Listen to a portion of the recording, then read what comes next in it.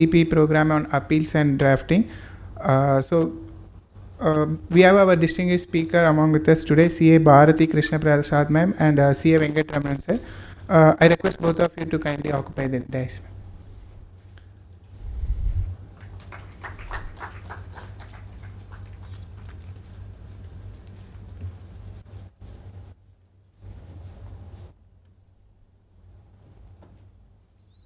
So before we officially begin, I would like the members to rise up for our ICAI motto song.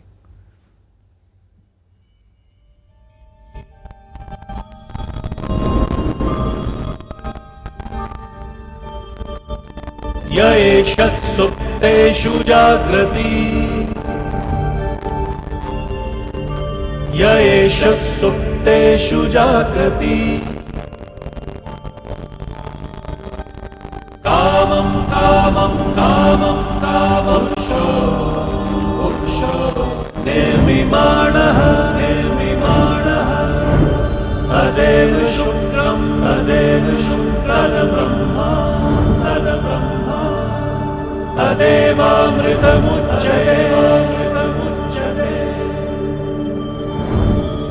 तस्मिन् लोकः शतः सर्वे तदूनात्यति कश्चन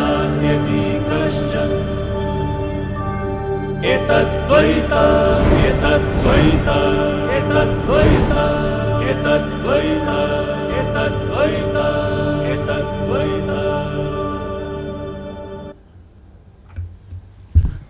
Thank you. So before we get into the session, I would like to give a short brief of our speakers today. CA Bharathi Krishnaprasad.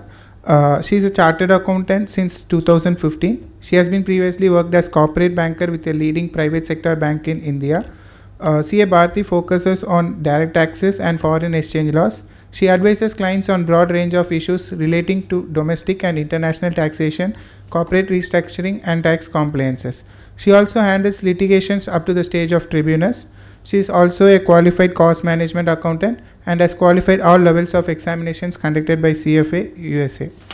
And the second speaker, CA B. Venkatramanan sir, is a chartered accountant since April 2018 and has over 8 years of experience in tax laws and exchange control regulations. His core expertise lies in providing strategic advice on transactions, litigations, and regulatory investigations. He regularly represents clients before tax authorities, enforcement agencies, and tribunals. He is also a speaker and writer on tax-related topics. He frequently lectures on Institute of Chartered Accountants of India and contributes to discussion through articles and industry forum.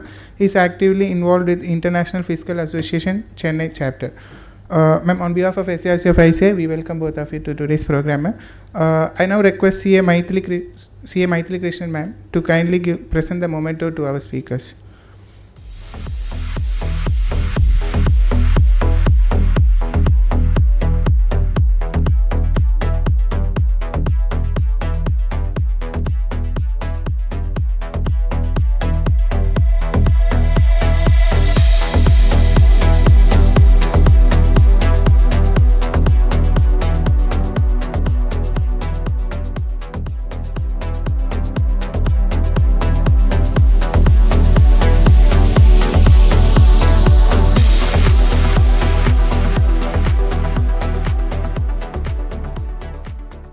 Thank you, ma'am. Now I would like to invite CA Bharathi Krishnaprasad ma'am to kindly take over this session. A very good evening to one and all present here. At the outset, our gratitude to the Institute of Chartered Accountants of India for yet again giving us an opportunity to be part of a lecture series to exchange professional thoughts mutually. It's always a happy moment and very prestigious moment to be either speaking at this stage or even attending a conference at Brahmaya Hall, because it brings back all our memories from our student days. So I think many of you will be able to relate to it. So with that, we begin today's session. So today the topic is drafting of appeals under income tax.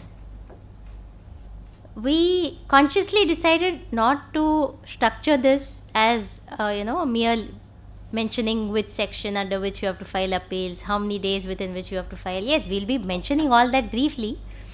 But the idea of today's session is to share our experiences and to also, speak to you all, gather your experiences and any specific peculiar issues that you may be facing, for which, if possible, we can try and give out a solution. Or if there could be something that we have not encountered, then that becomes a platform for us to mutually discuss and arrive at how best to deal with that scenario. So we want this session to be as interactive as possible, and so please feel free to stop us anywhere, put forward your thoughts or raise any questions that you may have. Now, when we talk about appeals, why exactly do we want a concept of appeals? That is because in any law and in income tax also, there exists scenario when the department and the taxpayer do not agree on certain things. They do not agree on certain things, largely stemming from how the provisions are to be interpreted. And therefore, when there is disagreement on a particular issue, let us say on whether to claim an expenditure, whether to deduct TDS for this, whether the particular receipt should be treated as a capital receipt or revenue receipt, it gives rise to point of distinction or difference between the department and HSC, and that leads to a taxpayer being enlarged with demands. That gives rise to a situation where the taxpayer needs a redressal mechanism. Similarly, even the department, in certain circumstances, when the appellate forums decide in favor of the taxpayer, even they will need a redressal mechanism where they can appeal or they can agitate that matter before the higher forum. So that is where the need for appeal stems. And in income tax, as we are all aware, appellate mechanism is clearly stipulated in the law itself, where the first appellate authority is the Commissioner of Income Tax, then we travel to the ITAT, then to the High Court, and then to the Supreme Court. This is as far as appeal is concerned. And in cases of transfer pricing matters, for instance, you also have the route of DRP that kind of replaces the Commissioner of Income Tax Appeals, and from then on you directly travel to the ITAT. Apart from appeals, we also have certain other modes of remedies that are available. One is a rectification, which we approach the self-same authority that has passed the order in cases where there is a blatant error in the order that has been passed. We call it mistake apparent on record. We also have a revision route, which we go before the Joint Commissioner, where we can approach that authority under the revision under 264. So these are all the remedies which are available to an assessee in law. Now, the Constitution of India also provides a remedy to an aggrieved person. In an income tax law also, an aggrieved taxpayer can also make use of the constitutional remedy, where he can directly approach the constitutional courts, not the appellate jurisdiction of the High Court, but the constitutional court under the writ petition. Now, a question may arise as to why should we approach under the writ petition when we already have all these routes in place. Writ remedy may be required in certain instances where the order that you have in hand has been passed without regard to the limitation framework in law, without adhering to the principles of jurisdiction, or without adhering to the principles of natural justice. I will get to that a little later. Or you may also be required to approach the writ court where you do not see a remedy in the act. We will also give an example for that. So, with this relief mechanisms available, some things under the law, the other stemming directly from the Constitution, it becomes important first as tax professionals for us to look at a particular matter and at the outset determine which is the appropriate course of action that will help the assessee. Yes, there is also cost considerations which will be at the back of a mind for every assessee when we are going to tell them that you can do this or you can do that. But the larger question is which is going to give him relief on a speedier manner, which is going to help the SSC amongst all the other things. Sometimes our remedy could be a mix of both. For example, if we have an assessment order where there is a particular issue where we have given a particular fact, we have made a particular submission, but that has not been recorded in the order at all. Therefore, there is a clear inference that that submission given by us has been missed out, has not reached the eye of the department. Or there could be a computation issue, like we have seen many orders where the same amount is taken twice and then the demand is raised for twice the additions. Those scenarios will be better solved by approaching a self-same authority under the rectification. In the very same order, there could be other issues for which you may have to legally fight it out, that could surround applicability of a particular judicial precedent, or whether this provision has to be read in this manner or not read in this manner. Those cases we will have to approach under an appeal. So, whether to go for rectification or appeal or a mix of both is something that we have to decide. As far as writ is concerned, writ applies, as I said, one, when an order is passed without adhering to the principles of natural justice. What do I mean by natural justice? By natural justice, every assessee inherently, or every, not even assessee, every party, every person in this country has a right to be heard.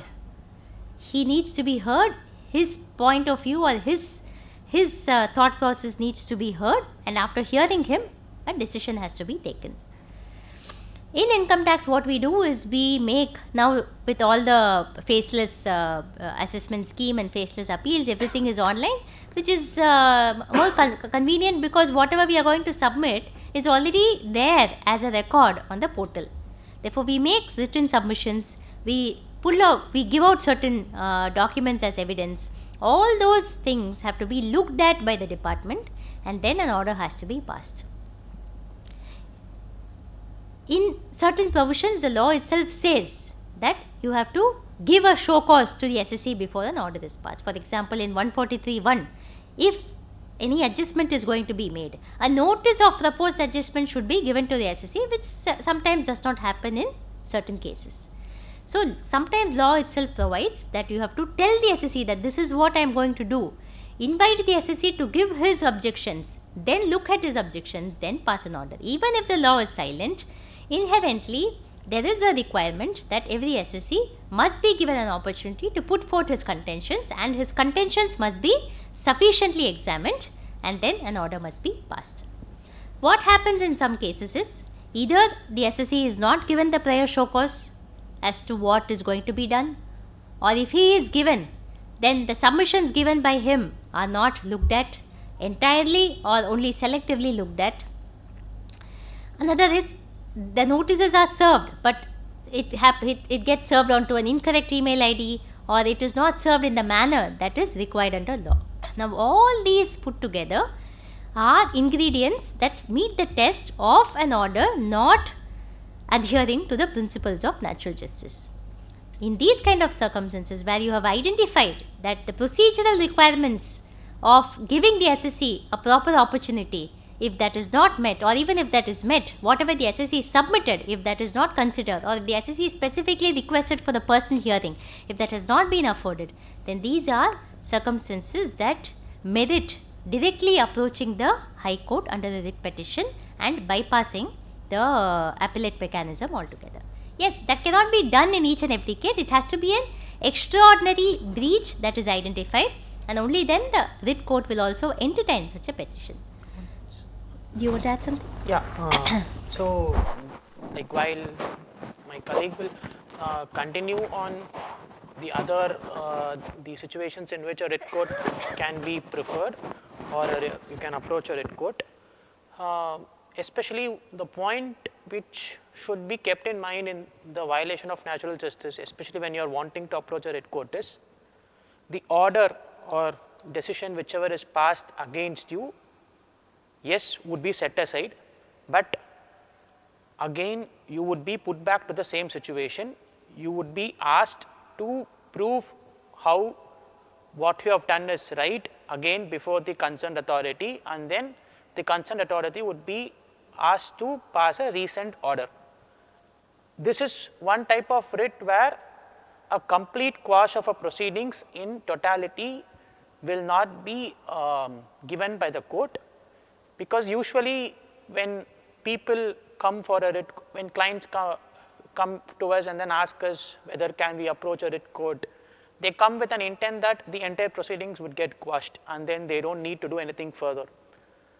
When we are approaching a writ court for P&J, which is natural justice violation, definitely as a matter of fact, the court would again direct back the assessee to put forth all his submissions before the concerned authority, and the concerned authority is duty bound to pass a recent order. So, this is one such writ where the question of there being a complete quash of proceedings is not possible. So, that has to be kept in mind. But then why is this writ needed becomes the next question. Sometimes there will be exorbitant or very substantial tax demands if you have to go through the appellate route.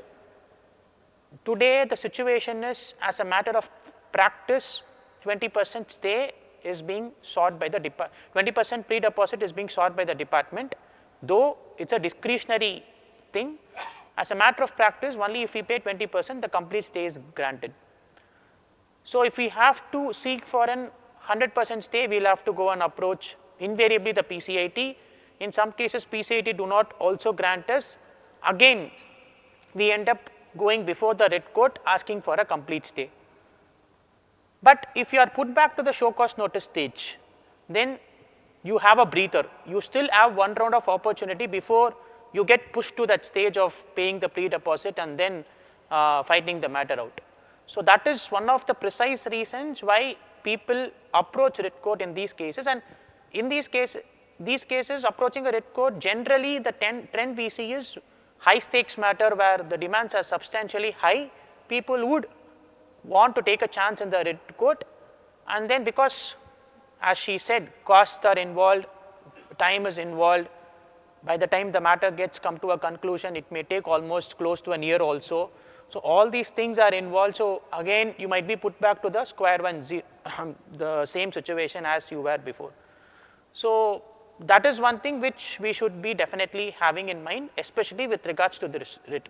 While as a lawyer, as an advocate, we would end up praying before the court to ask for a complete quash, but since it is more to do with not following the mandatory procedure and law, more often than not, courts would definitely put you back to the notice situation only. They will not grant you the 100% complete quash of the entire proceedings. This is something which is very important to take note of, especially when we are approaching a writ court for this point.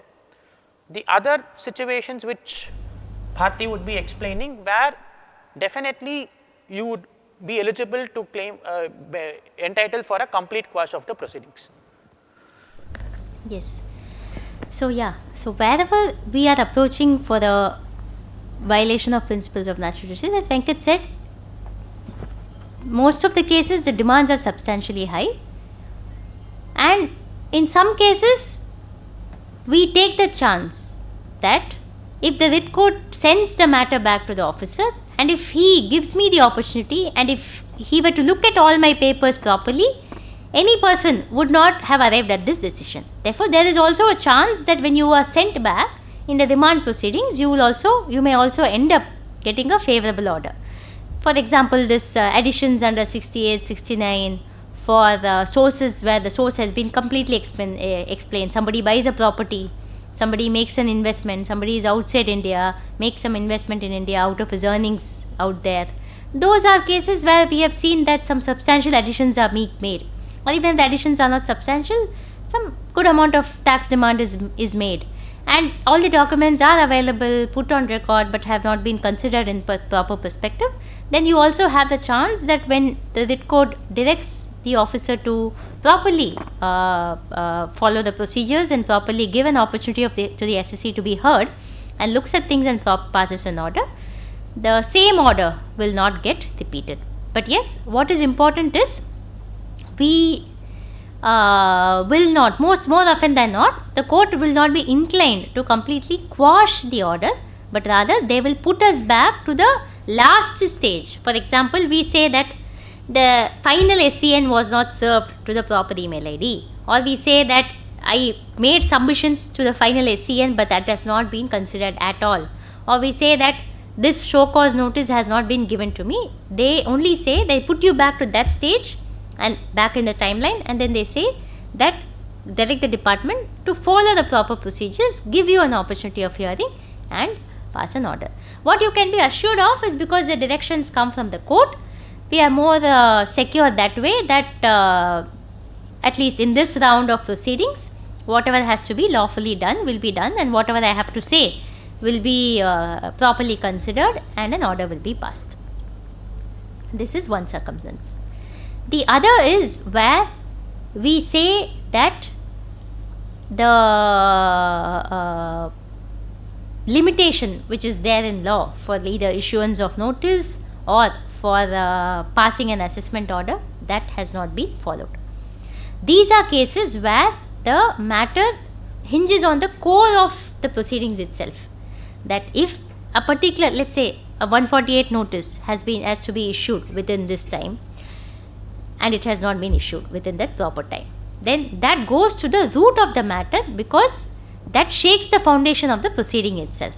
In those kind of situations, you can pray, and if the underlying fact which is advocated by us is found to be correct, that it has not been issued within the timeline or the order has not been passed within the timeline, then the court may also be inclined to completely quash the proceedings, depending on the facts and circumstances of the case.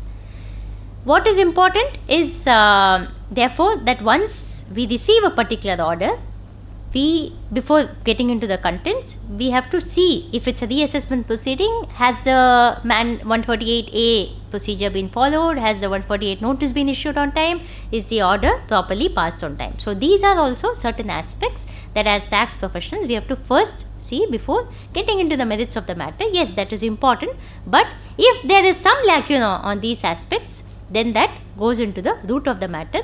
And when something goes in the root of the matter, yes, it can be agitated at an appeal also, not that it cannot be agitated at an appeal. You can take these grounds in appeal also, but if, as Venkat said, if probably the stakes are high, and if the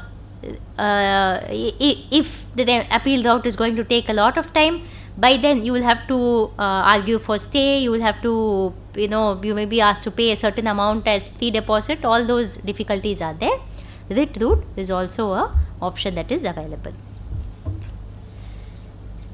So yes, so as I said, we have appeals, we have rectification, we have writ, we also have revision. Revision, it is in practical terms it is hardly preferred. Yes, it is being preferred, but very selective of cases where somebody may have missed to file an appeal, but the issue involved may not involve much of an interpretation of law, or maybe a settled proposition. The person may not have responded properly to the previous show cause notices issued during assessment, and therefore in those kind of cases revision may also be an option. But the point must be noted is that against the revision order, even if the revision order is passed against you, you don't have an appellate mechanism. There again you may be constrained to only go on a writ, but whether writ is available or not will depend on the facts and circumstances of the revision order that is passed. Now, with this background, we will probably deal with filing of appeals before CIT, DRP and ITAT, because that's where as chartered accountants we play a larger role in assisting the clients. High Court and Supreme Court is more often than not taken care of by advocates with our support and assistance. So for this audience, we thought we will cover CIT appeals, ITAT and DRP. If there are any questions or any thoughts till this point in time, we'll be happy to share. Yes.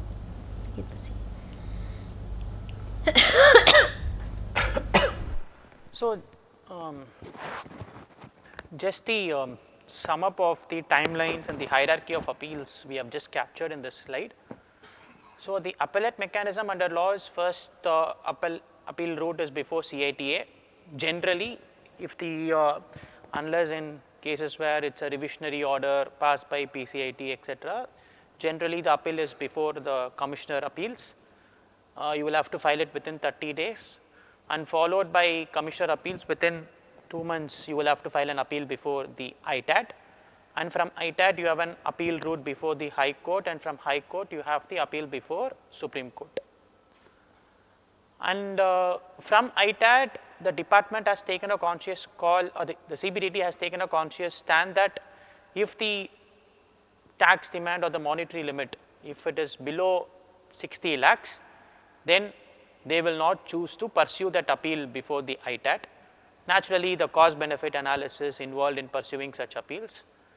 Similarly, before High Court the monetary limit is 2 crores and before Supreme Court the monetary limit is 5 crores. These are the latest monetary limits. So, this is just a broad overview on the hierarchy of appeals. Firstly, before the Commissioner of Income Tax Appeals, what orders can be appealed before the CITA?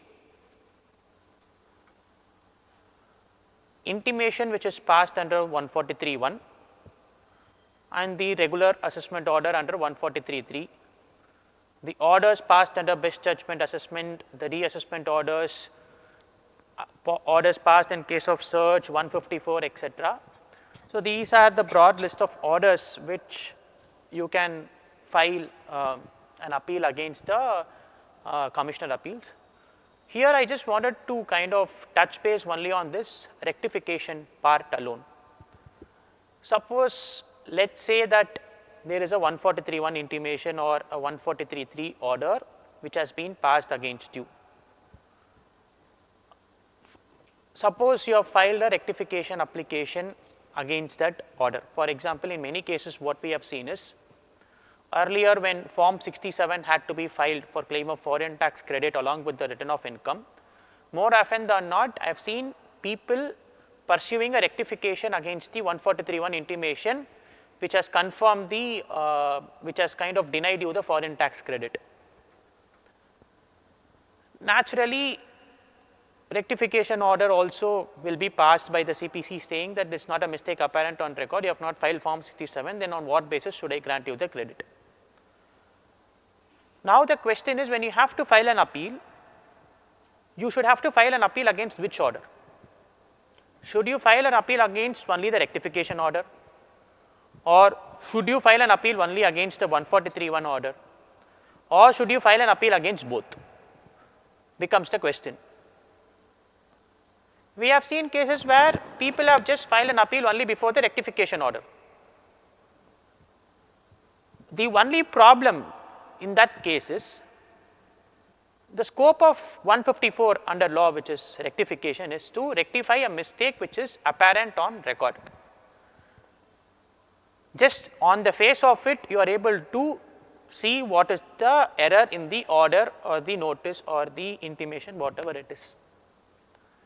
Now, that is the scope of the assessing officer or the CPC when they are sitting on a rectification application. They will just have to see whether there is any apparent error.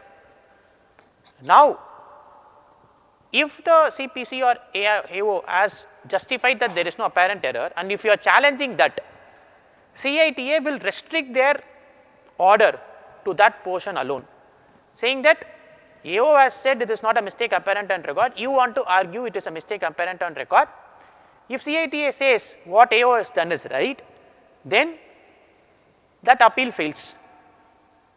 CITA will generally not go beyond saying that no, you should have been granted this correct credit. You should have what the intimation CPC has done during the intimation is incorrect, because you are challenging only whether the rectification has been done correctly or not. The underlying order in terms of the intimation still remains the same, the substantive addition. So, whether you challenge the rectification order or not, what is important for you is to challenge the underlying order or intimation CITA separately. You might end up not challenging the rectification order also, that is fine. But since the underlying order or intimation is what is creating the tax demand, that has to be necessarily challenged before the appellate authority. This is one thing which has to be kept in mind. You want to add?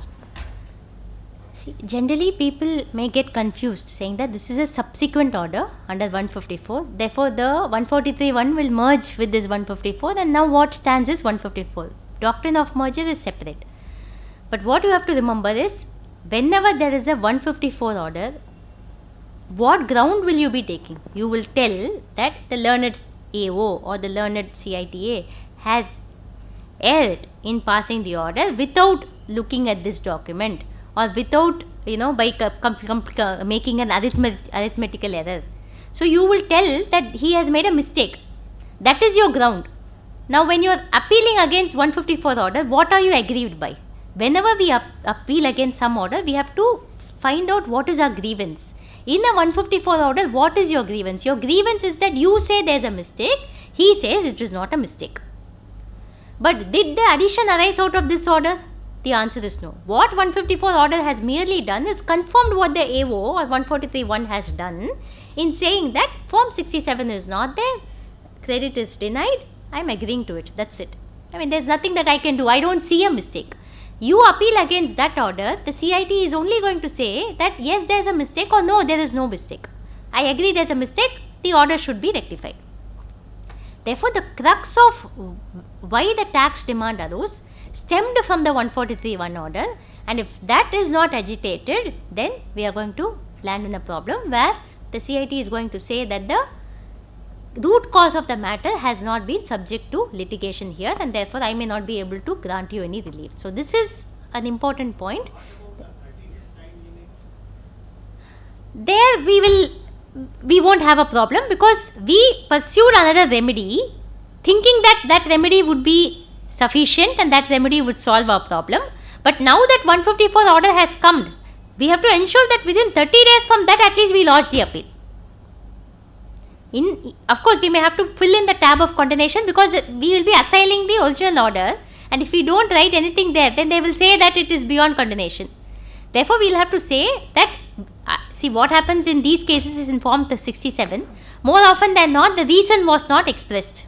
Of course, back end we all knew that it is because Form 67 is not filed, or because it is filed belatedly.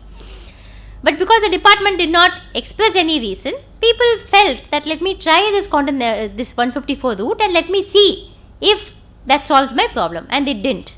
And that's when we file an appeal. There we can write in the condemnation that I did not know why this addition was made, no information was given to me, no show cause was given to me, no reasons were given to me, therefore I attempted this rectification that has again yielded the very same result as the 143(1) intimation. Therefore, I am now left with no opportunity but to approach you on an appeal.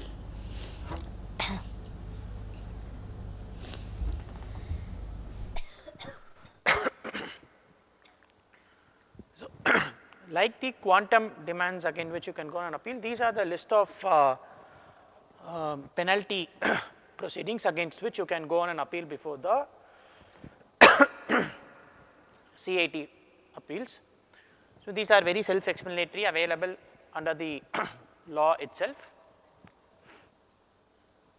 Generally, when we are going to file an appeal before the CITA for the penalty appeal, etc., if your quantum appeal is pending before the ITAT or High Court, we generally take a ground or mention in the ground that let this proceeding be kept on hold or abeyance till such time the quantum appeal is disposed of, if your penalty has a bearing on the quantum appeal. So, that is most something relevant. So, that is, as a matter of fact, let us take in any appeal with respect to penalty appeal, even if you are appealing before ITAT for a penalty appeal, if your quantum appeal is pending before High Court or Supreme Court, it is advisable to take such a ground in the concerned appellate proceedings.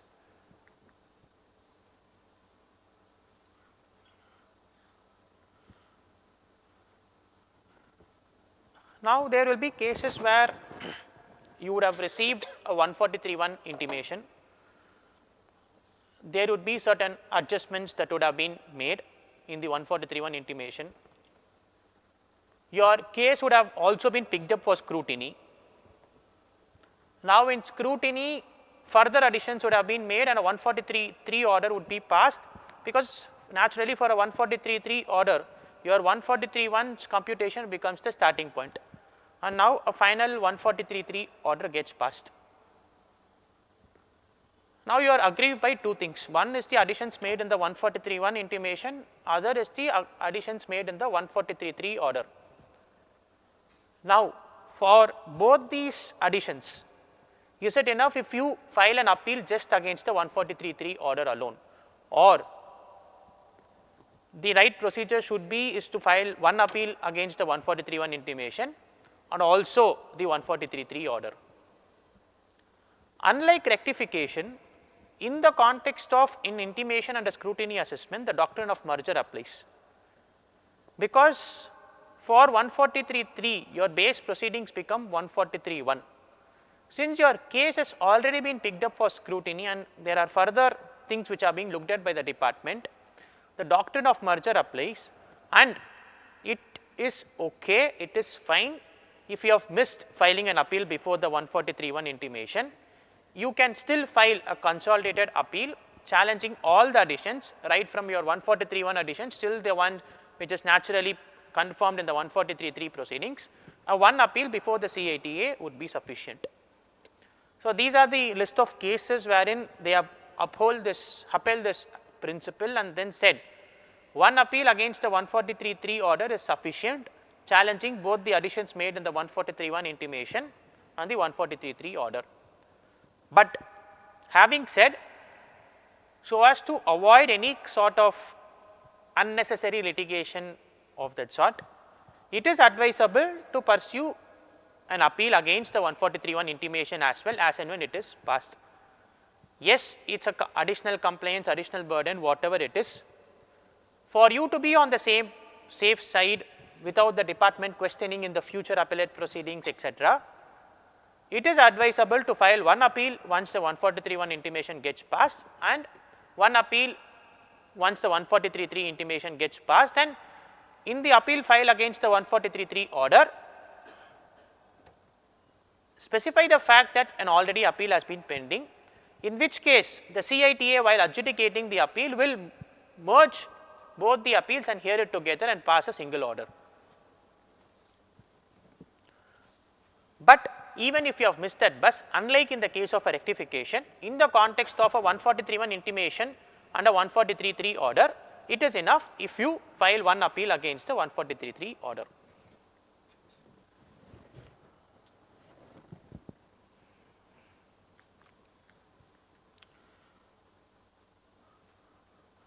Now, just for the sake of the practical aspects of it, we have just captured the step-by-step process of how to file an appeal before the CITA. Generally, as a matter of practice, under income tax law, what we do is whenever we are served with an order, be it an appealable order before CITA or appealable order before ITAT, we do not need to make very detailed submissions once we receive the order on what are all the submissions contesting the tax demand.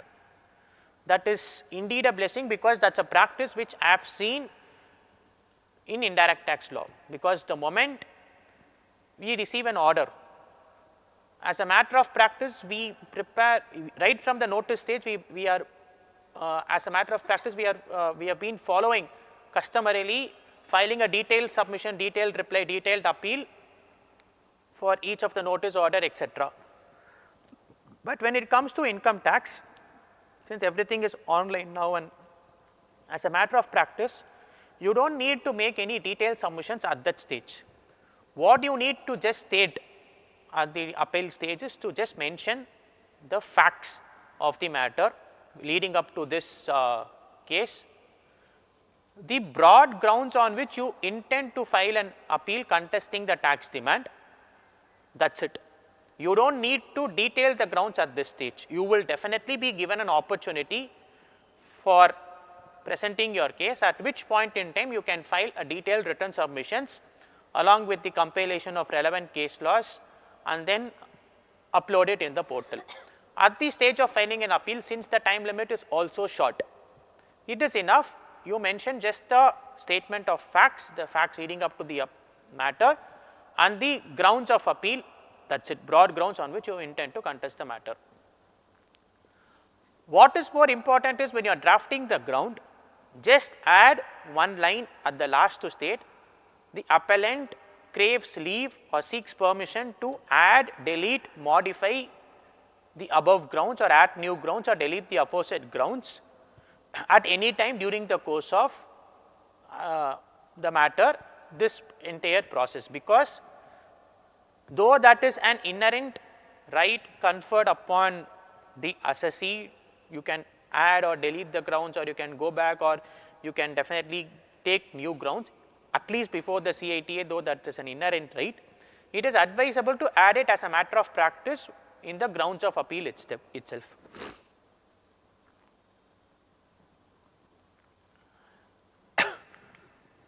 So, this is a thing which is self-explanatory, wherein we have just captured the step-by-step process.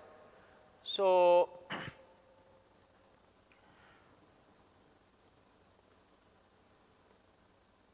one thing which you have to notice, it is mandatorily for you to give the details of all pending appeals when you are filing a new appeal against any order. So, that part of it you might have to have it ready with you, because that is a column which is a mandatory column. So, that is one thing which you should have in mind. And it is not necessary that you need to type out every ground of appeal or every statement of fact on the body of in the portal itself.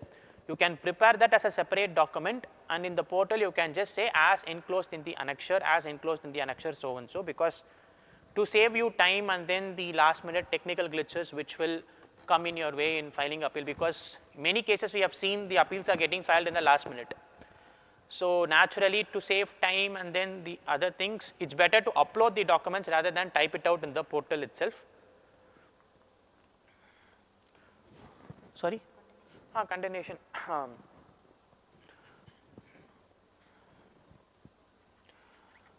One more thing which you need to have in mind is the aspect of additional evidence, which is rule 46A, which I would be touching in some time again, but just as a broad overview to give it right now, it is all, if it is a scrutiny assessment or if it is a reassessment, or naturally it is always advisable to put forth all the factual information necessary for the issue in question before the assessing officer itself, because at any given point in time at the appeal stage, you would, if there is some fact which has come to your notice which you have not put forth, then it will not be directly accepted. You will have to pass the threshold of justifying to the concerned authority as to why it was not submitted earlier. As a matter of prudence, it is always advisable to file all the relevant facts beforehand, but that is a very kind of an idealistic environment. In many cases, because the more you dig deep into the matter, the more you keep researching on the matter, that is when new ideas and thoughts will definitely come. So, naturally you will need to have that buffer in terms of the new evidences which come in, which can come in handy to you, because it is not always that easier, it's easier said than done. I mean, it's not always easier to contemplate what are all the factual information which you need beforehand. So, in such cases, you will have to file an application specifically stating as to why it was why it is being submitted now, what is the compelling reason for you to submit the additional evidence now. In those cases, especially before ITAT, those reasonings will be mattering a lot, but at least before the CITA, we have seen as a matter of practice, as a general trend, CITA not questioning the additional evidence much, but it is always prudent to give an appropriate reason. For example, you have been advised by your counsel, I sought a necessary legal help only now. Only upon the advice by the counsel, I came to know the fact that this document was required. Or for a matter of fact, there are certain documents which is very voluminous, which was not available during the course of assessment, or you did not have time to produce those documents because it would have been an information which would have been called for by the AO in the last minute, especially during the fag end of the assessment where the time is going to get bad. You did not have enough time to collate those documents. Then in those cases, you will have to prove with facts as to why you could not submit and why are you submitting it now, because that is always better for us, because tomorrow in the eventuality of the appellate authority questioning us as to why it was not submitted before, it's to have it ready in mind. But as a matter of practice, as a general trend, what we have seen is commissioner appeals, especially with regard to additional evidence, doesn't question you much. When it comes to an appeal against an intimation, it's a given fact that you could not have submitted any documents besides the return of income or the tax audit report. So an addition which is being made in the intimation, naturally that itself serves as a very good or a sufficient reason for you to furnish it as an additional evidence, because you are appealing against an intimation at which stage no assessment or some communication or some kind of conversation has happened with the department. So that itself serves as a very sound evidence or a sound law reasoning for you to justify before the CITA is rule 46, additional evidence has to be submitted, because no doubt there is a requirement for you to file an additional evidence that is not dispensed with. But the fact that since you are appealing against the intimation, it is required as a matter of fact for you to specify that since it is an appeal against intimation, you had no other opportunity to give these documents at that point in time. Condemnation, I thought we will deal it in a separate section as such.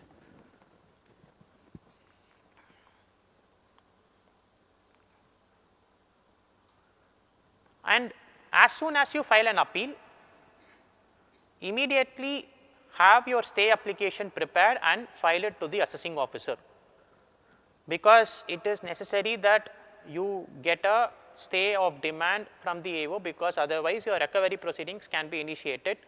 Though the department is not in many cases, they ipso facto, it's not an automatic thing that after the 30 days they immediately initiate the recovery proceedings, but it is advisable to file a stay application and get your stay granted. Yeah, and when you're filing the stay application, it is important that the application is complete in itself. Generally, a stay application should contain certain elements. One is you say that I have a strong case on merits, and you explain. You just don't specify, just periphery level you don't mention, but you explain how you have a strong case on merits, what are your facts, what are the judicial precedents that are applicable to you, and how you are able to establish that if this matter were to be heard by CITA in future, the order passed by the AO will get reversed. And second, financial difficulty. Now, it is not enough that you mention that if this order is passed, if any portion of the demand is made payable, then I will incur irreplaceable loss, I will incur a huge working capital crunch, etc. You will have to demonstrate on what exactly is the financial difficulty that you are having. Maybe you can say that my creditors turnaround period is only 40 days, but my debtors are stuck, I am not having money. You may have to show your bank statements, you may have to show your financial statements. So depending on each client's underlying scenario, we may have to give some evidence to demonstrate as to how we are having financial difficulty, or how, if I was asked to pay this amount and if I ended up paying, what would it cost to my financial position. So this is very important.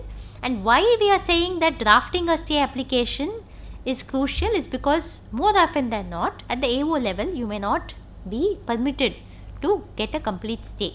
He is going to ask you to pay to ITO, sir. Strategically, some people also file before the CITA. Yes, depending on certain cases, we also do that. We file one before the CITA also, but generally AO is before whom we have to file stay, because he has raised the demand and he has the authority to therefore collect it. So in both case, stay has been granted by the commissioner the disposal of the appeal. So that is very safe for us. Yes. Otherwise, give stay for 1 year or 2 years, but appeal is not taken up. Again, we have to go for stay. Yes, yes. So strategically, sometimes you also file before the CIT appeals himself. But if I have to tell you how the law goes, it asks you to file before the AO, and if the AO is not agreeing, it goes to the principal commissioner. Sometimes principal commissioner gives some relief. They may say you pay 5%, you pay 10%, but again, you may not expect complete relief there. Depending on the commissioner who is at the helm of affairs, and depending on a lot of other factors, we may alter this strategy. We may decide to file before commissioner, that is one. Or we may go to PCIT, and if the PCIT is not accepting and we have a sufficient case on merits backed by demonstrated financial difficulty, then at that stage also we can approach the High Court under the writ petition. That again depends. That mostly the stay orders that we see are passed without reasons. They just say that refer to your stay application, you are hereby directed to pay 20%. The reasons are not acceptable. They don't say why it is not acceptable, what have they seen in my application that is not going well with them. Those things they don't see. So when we have such an order, it is easier for us to challenge that order, to take to the court and tell the court, sir, you please see what kind of order I have got.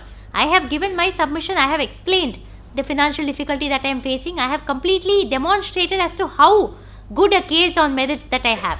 Yet I have been given this order where my requests and my submissions have gone to the deaf ears. So this is why drafting an adequate stay application is important. And yes, as sir rightly pointed out, we may also file before the commissioner, but yes, that all depends on certain facts and circumstances which practically we have to see if that may be a better approach to follow.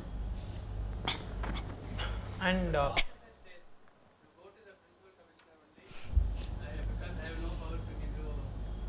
sometimes he will keep it pending and he will say, you go to the principal commissioner, you speak to PCIT and you come.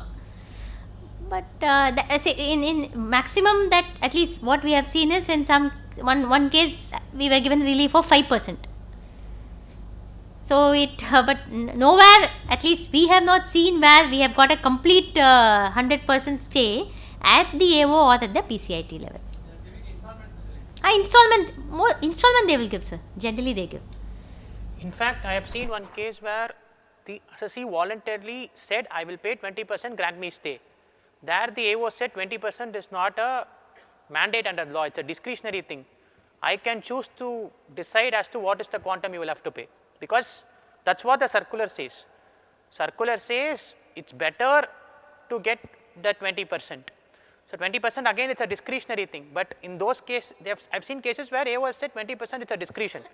I can still choose to demand 50% depending upon the facts and circumstances. So I mean, that is all, because that is why we say financial difficulty is the best ground with which you will be able to press for, best ground for getting a stay, because financial difficulty is not just to do something that you are a loss making, something which is going to bite you in terms of the working capital. If you are able to give a proper projection on that count, that is also helpful, because I myself have seen in ITAT, the counsels have argued, if you look at the matter, it is plain and simple that an order of this sort could not have been passed by the CITA or the AO. Just asking the members to hear the matter and then pass for a stay at the stay stage. Members have said, I am not going to grant you stay, I am not going to listen to you on merits. If you are going to argue on merits, I will post the matter on a later date, you come and argue the matter on merits. I will definitely not grant you stay. Because the moment we are going to say we have a very good strong case, we have a very good case on merits, very strong case on merits, kindly grant us stay, it does not it is not definitely a ground on which you can press for a stay. Yes, we will take as a matter of fact, in some cases it could work, in some cases it will not work. I am saying even at a forum like ITAT, that ground is not sailing through. So financial difficulty, by financial difficulty again, as I said, at the cost of repetition, not just saying you are at a loss making company. If this demand is going to pinch you at any given point in time, how is it going to affect your regular working capital? If you are able to get some projections of the chart, then that can definitely help you get a good stay. At least before the High Court, the judges would be able to listen to you on that front, or even before the PCIT for that matter.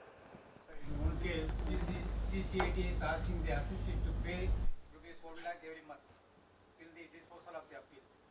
We asked for early hearing, but it is not, the hearing is not yet come. What is the time limit for CIT appeal? There is no time limit, sir, under for law, sir. CIT appeals. Because 4 years over. See, I mean, See, if you have made sufficient early hearing applications and if you have demonstrated why you require this early hearing, I mean, the fact that you are being asked to pay 1 lakh a month and the fact that that might pinch the HSC financially is a good enough reason for you to ask early hearing. But if you have made sufficient applications, when I say applications, physically, either online through the portal or by writing letters, then there is one route where you can, if you have not got any response so far, you can still approach the Writ court for the direction for the matter to be listed. But yes, that depends on the underlying facts and whether the writ is an efficacious remedy in that case. We filed application before the CCIT for early hearing. Okay. It was not, I don't know what happened. Still more than 4 years. sir, we are getting commissioner appeals matters where we have filed appeals, say 6-7 years back.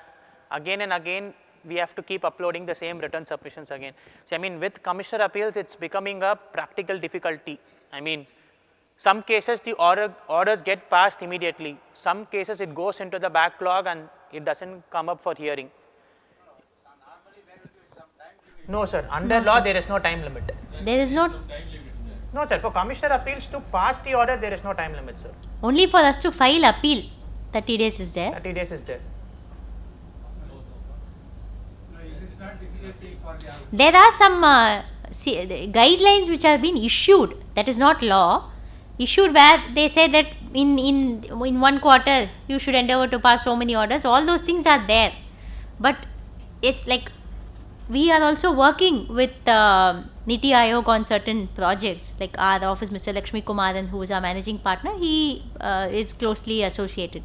So this is one topic which we have been discussing as to how to expedite the appellate mechanism process before the Commission of Income Tax Appeals, where lot of matters are getting clogged. Either they should be closed then and there, or they should travel to the next forum so that someday they attain finality. It cannot be clogged at this stage. This 20% aspect, is the circular not clear that if you pay 20% you are entitled to the state? No, sir. It does not categorically say that. That's what I am saying. It's a discretionary thing, because unlike GST or service tax or excise, where under law, if you pay 20%, automatically the amount gets paid. There is a specific provision in the law. No, that's a matter of practice. I mean, it's not a categorical thing. That's why I said we have seen cases where assessees come forward to pay 20%. In some cases, they have said, pay me 30%, 40%, because they say 20% is a discretionary thing.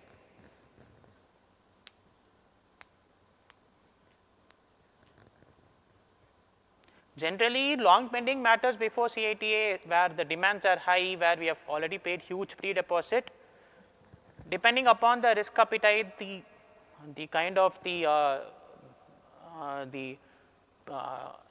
how well the client would be able to take up the litigation cost, we have represented such matters before the High Court, asking for a direction, mere direction, to expedite the matter. In those cases, High Courts are willing to give such a direction, subject to we having filed multiple early hearing petitions. But see, again, High Court is not everyone's cup of tea. I mean, when we are dealing with a small and medium sized enterprise or an individual, I mean, the cost involved, those outweigh the entire thing. So, I mean, we are already fighting a very small dispute. To approach a lawyer, even an individual lawyer, and to get the matter listed and then heard, I mean, it's definitely a time consuming and also highly costly affair. CIT appeal is income tax proceeding. For all other proceedings, some time limit is fixed. Why there is no time limit for this disposal of appeal? You are asking us a question for which we do not have an answer. Honestly, I will have to say that. Now, as Venkat said, appeal that we filed about 8 years back, we are repeatedly getting only 250 notices. We are not getting the order at all, despite uploading submissions. Some other matter, we appeared, order was passed in a week. Some matters, without an hearing notice, order is passed against us. So, I mean, I don't know, like, I mean, this is We have got when order is passed in our favor also, without hearing us, just looking at our submissions.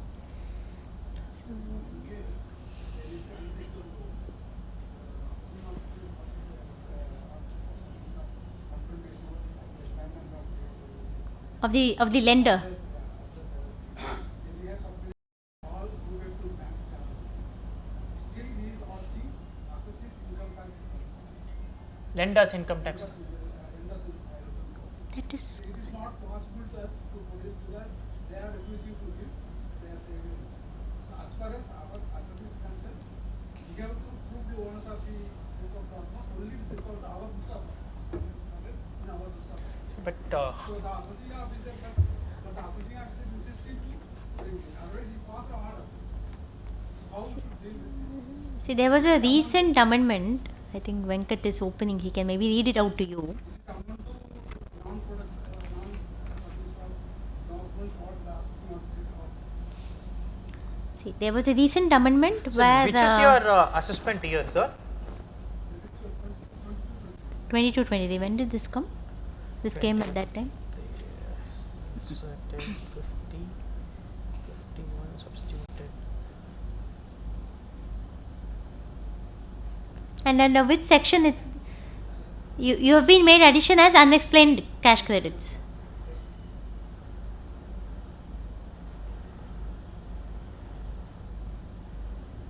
Sir, it's all borrowings of reputed banks and all bank rules.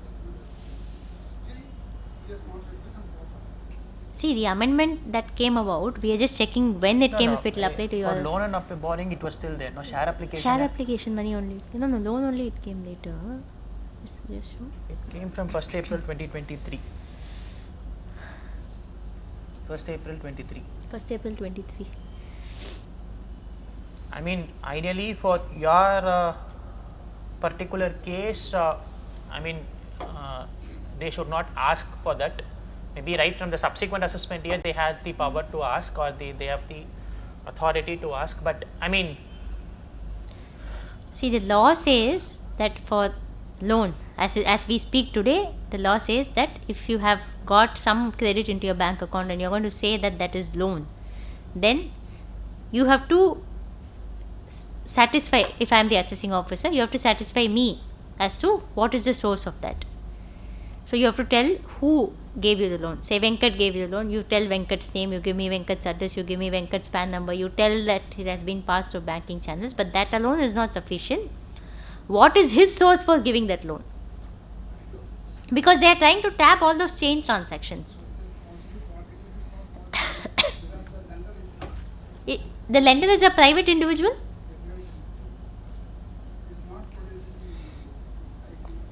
See, the department also has the authority to ask him for the information.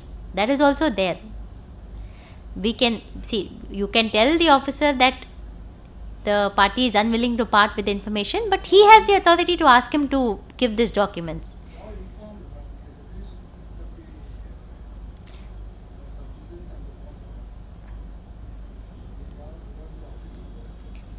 And the addition has been upheld for you. so for your case alone, you can still argue. See, this is called as the source of source principle. So that for loans and borrowings came only from assessment year 23-24. For share application, for share capital, it came prior to that. I mean, from assessment year 13-14, when an unlisted company or a private limited company is obtaining share capital, it's not enough they say that I got this amount from this person. They will also have to say, how did the shareholder get the money from? This was there right from the beginning from assessment year 13-14. But for loans and borrowings, this provision got extended only from assessment year 23-24. So one ground which you can try taking in your assessment proceeding is that to prove the source of source, the requirement even came only after a later assessment year. During this assessment year, it never came. So you should not ask that. That as a ground you can try taking it now and then fight the matter. I mean, you don't have any other option but to fight it before the CITA. But See, it's better you can take that ground so that on this legal point, without getting into the facts, it would be easier for you to build a case for the ITAT. You're before CITA now. You can try taking this ground before the CATA, sir. Yours is 22-23, right? Assessment year. Then you can take that ground. Then you can take that ground. The source of source principle came only from 23-24 for loans. Before that, for loans and borrowings, this principle was not there. In facial assessment, for the property purchase, source was explained as closing of FD in the Indian bank, so 50 lakhs. So that FD receipt was attached and the source was clearly explained. The assessee filed the offering an income of 50 lakhs. Now that 50 lakhs not considered by the facial in assessment for the income of, for the returned income of 50 lakhs, they made huge additions as unexplained investment, and then now the demand is around 1 crore, more than 1 crore. What have they said, sir, in the order? What have they discussed that you gave the FD receipt? Have they discussed all that? No, that is, when giving the reply, we have given the FD receipt also. But how have they worded the order? Have they said that you have not given any? Without considering this reply, They have not considered at all. without considering, see, I filed the reply, that day or next day they have passed the order, probably they might not have seen this reply. So 50 lakhs. This situation we have also faced in two instances. 50 lakhs is a closing of FD, but it is treated as unexplained investment. This happens. So you have filed an appeal, right? No, appeal is filed. That is pending for more than 4 years. See, as we were saying that depending on the risk appetite of your client, and if he is willing to incur that litigation cost, and if you have made at least 3 or 4 representations for early hearing, then we can go to the court, we can explain. Court will also appreciate that if you have given this much data, still this order is passed, they will also appreciate, but they will not interfere. They may at best give a direction to say that please list these appeals and endeavor to pass an order within like 1 month or 2 months, or they may give some timeline. But that we can do only after we have given, created a cause of action. In a writ, we generally talk about something called a cause of action, because there should be some cause which is leading us to file this writ petition. So we have filed this request for early hearing. We have explained that we have been paying so much every month, but this is the kind of demand that is raised, which is not sustainable, and paying this causes a huge financial distress for me. Therefore, I am approaching you. Please list these matters early. And if we get no response within a sufficient time, and then we top it up with 1 or 2 letters, still we get no response, then that becomes a cause of action to approach the court and to seek a direction. They will not discuss anything on merits. They will not comment on merits. They will merely see our case, and then they will say that I will give a direction, you please list this matter, endeavor to pass orders within this period. That is an option available. Otherwise, we also keep, there's a communication window which is opened, we raise on that, file early hearing on that portal. We also raise a grievance sometimes, but matters get listed only when they get listed. That is how it is happening with CITA. That's the sad state of affairs of the CIT litigation in India, sir. I mean, I don't know how better I can put this phrase, but that's the sad state we are in.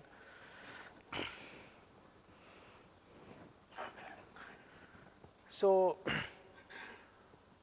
because many times clients come and ask us what is the status, and even we don't have answers. I mean, only when the matter gets listed, we will be able to even do something on that front.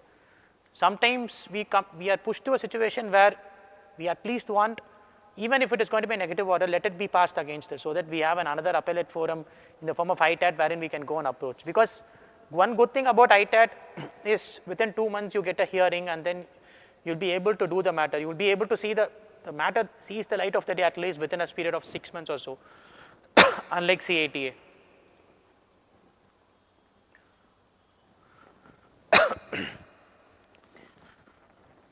One thing is the next process is, once you file an appeal before the CATA, what are the next steps till the time you get the hearing?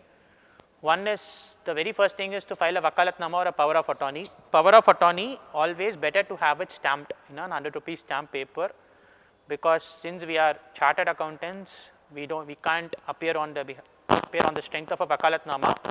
The appropriate legal procedure is to get a power of attorney on a 100 rupees stamp paper and then get it filed, because tomorrow someone should not question us as to why we have appeared without an improper power of attorney or a proper vakalat. Sorry? As we speak today, 100 rupees is enough. And if your client is, say, outside Chennai, then you should also get it notarized. Any stamp document which is being executed outside Chennai and which is being submitted here, it has to be notarized. And if your client is outside India, then more often than not, it has to be apostilled. You have to approach the embassy, get the apostille, and then send it to you. Because in one matter, the CITA, because the notice came in a Mike. Now, what I was saying is that if your client is outside Chennai, then you have to get it notarized, because it's a stamped document, and if he's outside India, then it has to be apostilled. In one particular matter, because the notice came giving us hearing in the next 2-3 days, we only got the POA and could not get it apostilled, but the CITA specifically asked us that, I cannot take this on record, I cannot record your appearance. So for us professionals, that may, if the client is known to us, it's okay. He may say, okay, fine, no problem. But if the client is a new client, then he may think that we never appeared. So all those, we have to give them that confidence that matter was handled well. So all these things become important.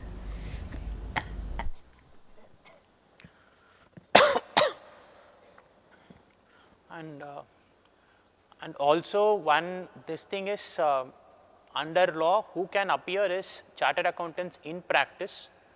I have seen members without holding a certificate of practice appearing before tribunals, even before tribunals. It is advisable to not tender such appearance even before the lower authorities, because tomorrow if you are called into question, that can be treated as an improper appearance, and that can go to the root of the matter and vitiate the proceedings itself. So that should also be kept in mind, because the law is very clear: a chartered accountant in practice or a cost accountant in practice. So holding a COP is a valid requirement. The reason why I'm sorry, that's okay, sir, but sorry, what? Yeah. Sorry, I'm not able to hear you. That's okay, but see, still you are causing an appearance, right? So it has to be under the strength of a certificate of practice. Law does not absolve that requirement. The reason why I am putting forth this requirement is, I have seen cases in the past, seen cases happening till now, that seen either CAs without holding a COP appearing before tribunals, CITA, or even before the lower authorities. That is not treated as a proper appearance. And we also talked about filing an application for stay. When filing, the portal we should add as a representative prior to filing the appeal, or we can do it at a later date. What, sir? Sorry? See, normally a client comes with a notice, we enter into their login ID. If you add the representative name as in No, not required, sir. It's only for the purpose of causing an appearance. Before, not violating our code of ethics, sir, sir. you are, If we do that way, are we not violating our code of ethics? sir, No, you're talking about using the login credentials. You are logging the client ID, you are uploading all the data, and we are not adding our name as an alternate representative. But see, if you want, you can upload your POA at that stage itself. sir, See, generally, Is it legally correct or not? when the client is asking us to log in, we have to take his consent, a written consent saying that you give me your consent to do this. Remember, without adding our name as alternate representative. But is there a provision no, to there add? is no I don't. requirement for filing an appeal as an authorized representative. See, when you are filing the appeal in the portal using the client's login, You are doing it as a client. You are not doing it for him or on his behalf. You are doing it. How? See, Because we are supposed to take his consent, all that we have to do. We cannot file a document that he has not seen. Those things we have to ensure. He But that is is not- trusting us in giving, so we have to tell him what we are doing. If we are filing some appeal document, we have to ensure that he sees it, he reads it, he understands it, and he has given us concurrence. That is our obligation. We can add our POA at that stage itself, but I don't think there's a possibility to file as an authorized representative. I could be wrong, but I have not come across, at Because- least I have not filed an appeal that way. because you are filing for the, it is as good as the client filing it. You have to get his consent and you are doing it, no sir. So how is that a violation in that sense? No, is there a provision to log in as a CA, sir? I am not, at least I am not. We had, in the portal you can add a representative with the login for.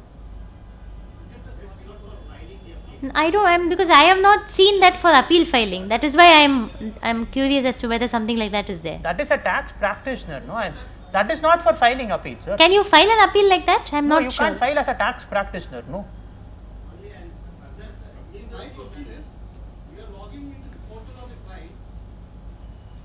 We never take any authorization from the client like to get into the login ID and do it. So that is not required. I am saying you have to get a written consent. That's fine, because authorization under law is required only for appearance. Yeah, I agree with that. This is not, you are not appearing anything for the client. At the time of signing with the DSC, it's better you ask the client to do the signing part. What happens is there are two stages. One is you upload all the documents and all. The final signing part, better you don't do it. You ask the client that since DSC role, I am not going to handle your DSC. You do handle the DSC part and you do the signing. This question is whether he can, what happens practically is you use the client's login credentials and you file practically as though the client is filing. That's what I am saying. You, Sir, that's what, The sir. point is whether are we not violating code of ethics, Sir, stepping into but the shoes of the client without having a authorized power. the ideal procedure, sir, is Practical hack is don't do it. The signing part you leave it to the client. The DSC you do the DSC part. I'll just give you the documents. Take a look at it and the DSC part you don't. That's the safe way to do it. well, whenever we are filing an appeal, you take the client, you say, you at least you record on email or on WhatsApp that we spoke and you have given me this concurrence. And as sir rightly said, never let us not put anyone's DSC, because that is his work to do. If he is not able to do it, he can come down to your office and you can guide him on how to affix the DSC. But we should not be taking that responsibility of affixing DSC on our own. And once we have filed an appeal, if the client knows how to put the DSC, etc., ask him to go through the contents. Say these are the documents I have uploaded. The contents of the appeal you share with him. Let him also see, because facts, he is the master. We are not the master of facts. We cannot know what he has done. Anyway, he has to see it. So let him see, let him get convinced, and then once he is convinced, he can upload. See, why we pitch in? Because the clients say that you please help us in, filling up this form, because I have not done this before. I am not conversant with all that. I should not be doing something wrong, and we are quite adept at doing it, and therefore we assist. But our assistance, as sir said, should stop there, and DSC has to put. And if even at the login stage, there is no harm in getting a confirmation from the client. We do it for a lot of cases where the client, especially for the corporate client, etc. If it's a friend or somebody you know, then you have a rapport that's maybe you go on that good faith, etc. But even otherwise, even if it is a good friend of yours, you can just record a mail or you can record a message saying that, this is what I'll be using and I'll only be filling up this form and I will send out whatever has been uploaded. Let him see, let him get convinced, and let him, put the OTP or put the DSC as the case may be. We are tracking the source like ITAT. Hmm. We give our IP, when we file the appeal, it will be our IPS. That is what, sir. If your client is asking you to assist him in filing, Like, even to say prior to filing the papers, we take an authorization from the client. see, us logging into anybody's bank account, anybody's email ID, anybody's portal, any portal be that matter, is not something that anyone is supposed to do generally. But we are in a professional network where the client is asking us, saying that I don't know how to do this, therefore you assist me. Document, You get a concurrence from him. You don't need a power of attorney, sir. A mail concurrence is also How do you fine. file the returns, sir? How do you file tax returns? An engagement letter, you can You have an record engagement this. letter. You can record Moment you this, start or in questioning mail this, you can't can even file record the this. returns. See, in certain, wherever we are downloading documents from the client's portal, client is authorized, we send mail to the client saying these are the documents we have downloaded. Because we are not supposed to download anything more. If it's assessment year 22-23, we are only supposed to look at that and download all documents related to it. We tell them that this is what we have downloaded, and we send them a list of things that we have downloaded. So this is all to be sure that tomorrow nobody says that, you have accessed my return of income, you have accessed this document. So it is to ensure that we get the client's confidence, and we are also, kind of keeping him in loop at all stages.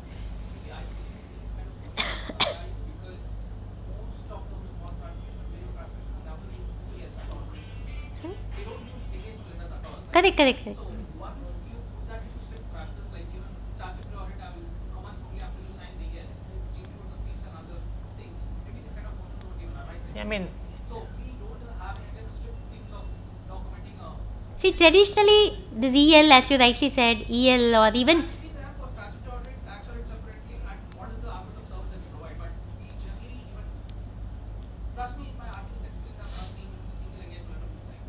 And one of my clients asked, while I was present in the audit, he asked me, what if that if suddenly certain seizure operation happens and you are considered as employees and never allowed and they snatch your phones, what is the proof that you are a statutory auditor? You have legal in the hand.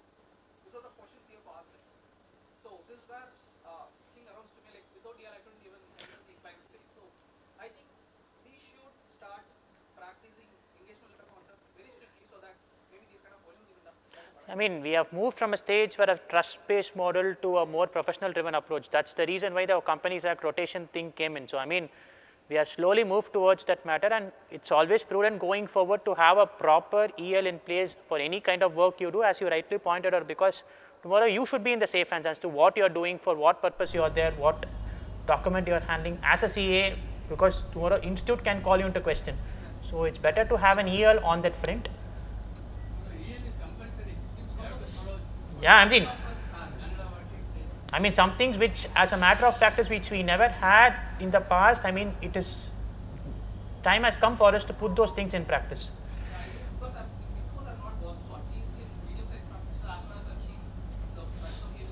Yeah. Yes, makes sense. What is our scope, what we will do, what we will not do. Once that is clearly recorded, we are also clear, then he is also clear. Because EL becomes a binding contract under law. Yeah. Correct.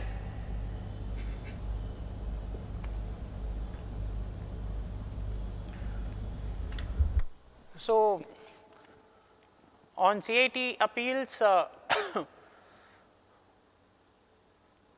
the form under which you will have to file an appeal is form 35, and the person who should verify the appeal is always the person who is authorized to file the return of income.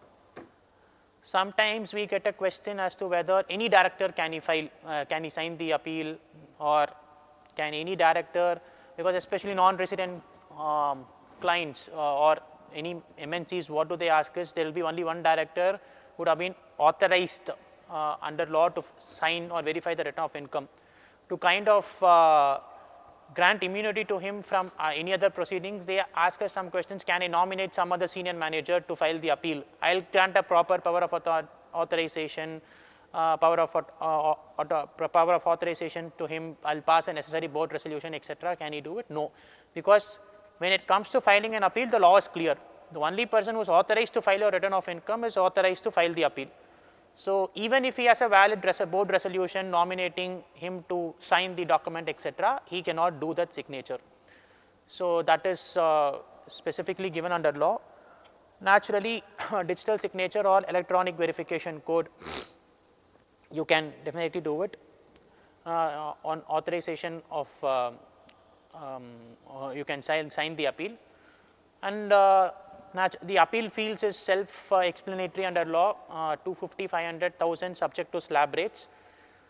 So, that is there. and once everything is done, you would have formally lodged the appeal before the CITA. As I said, the time limit to file an appeal is 30 days, and it has to be considered from the date on which you are served with the assessment order, date of service of assessment order. Why service is important is because that is the date on which you actually receive the order into question.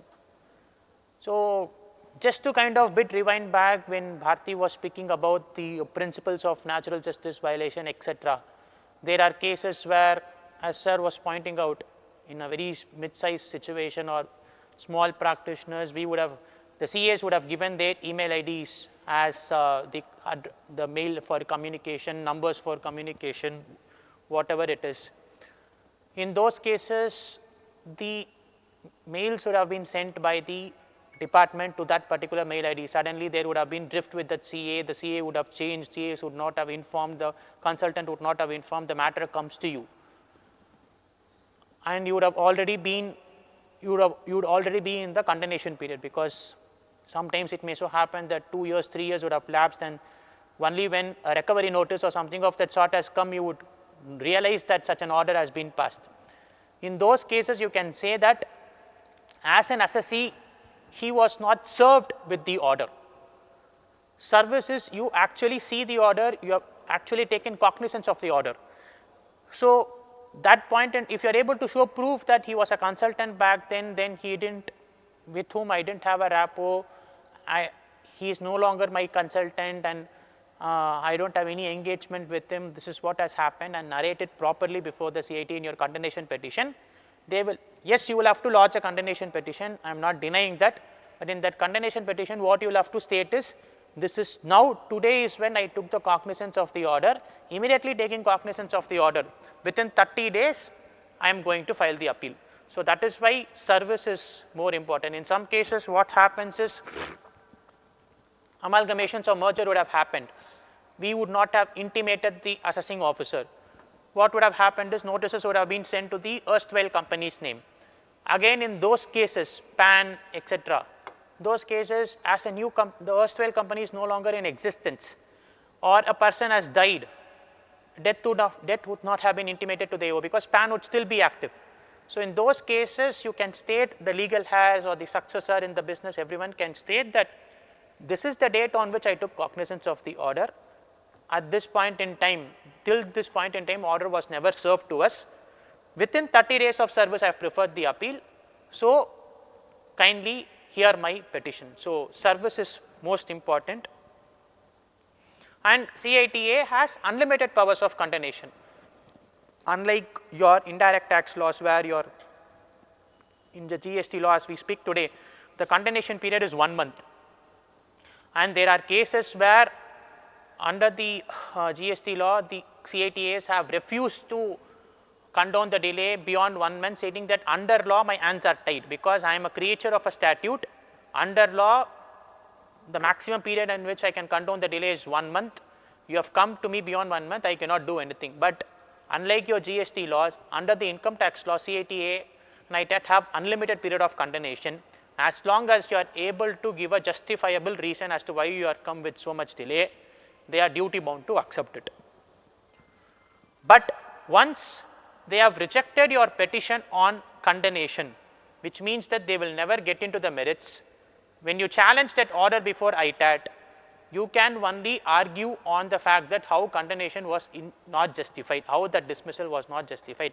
More often than not, ITAT would definitely remand the matter back to the CITA, wherein you will have to argue the matter entirely on merits. So, that is what would happen.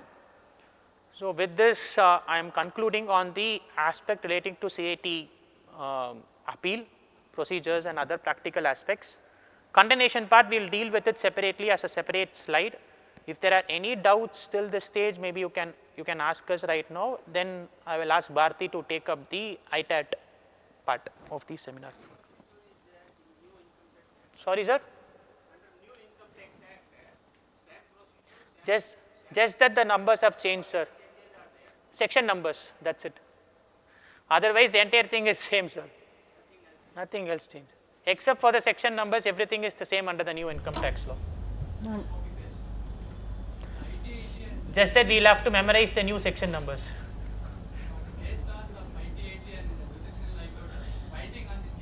Yes, sir. Yes, sir. See, I mean, before CITA, and jurisdictional high court and jurisdictional tribunal orders are very much binding. Even if you don't have a case directly on the point of jurisdictional tribunal or jurisdictional high court, some other tribunal or some other high court's order is still binding as long as there is no contradiction, because they are an appellate forum. I mean, naturally, the law point should be similar. In baseless assessment, what is the jurisdiction of the High Court? The place of assessee or? Place of assessee, sir. Place of assessee.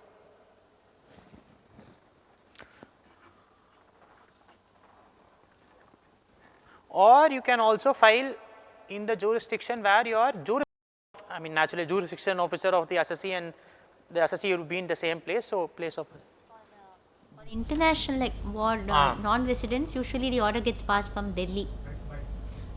For international cases, people who are outside India, non-residents, usually sometimes the order gets passed from Delhi. So we generally agitate those cases before the Delhi High Court, because they don't live here. The company is not domiciled here. The person is not living here. He is not a resident here. He is a non-resident. He is a non-Indian also in some cases. If the address is not known, it is done in Delhi.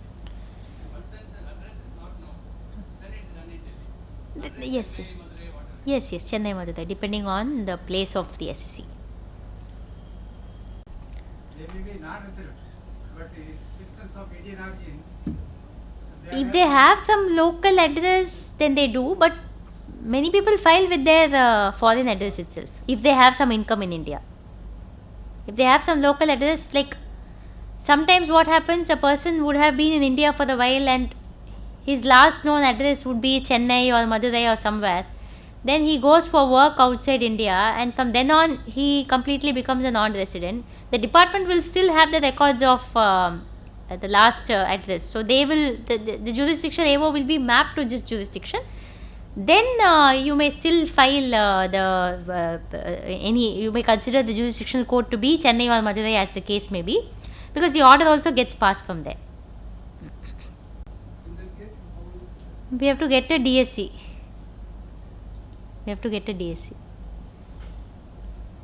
Because otherwise there is no other way.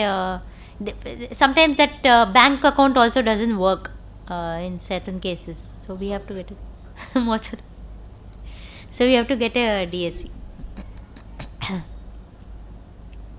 That in one case, we also, for the matter of fact, we thought he would have an Aadhaar. So then we realized that we should have asked this question right at the beginning. Because he was in India for a very long time and he moved about 5-6 years back. So we thought he would be having an Aadhaar, but he didn't.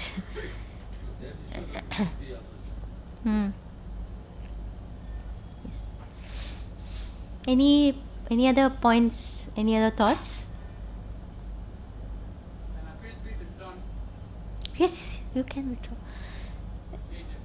You can withdraw. They don't, in fact, they won't ask you any reasons why you are withdrawing. You will have to just file a letter, but we do mention reasons. For example, when this VSVS came, Vivad Se Vishwas, some people settled their appeals under VSV.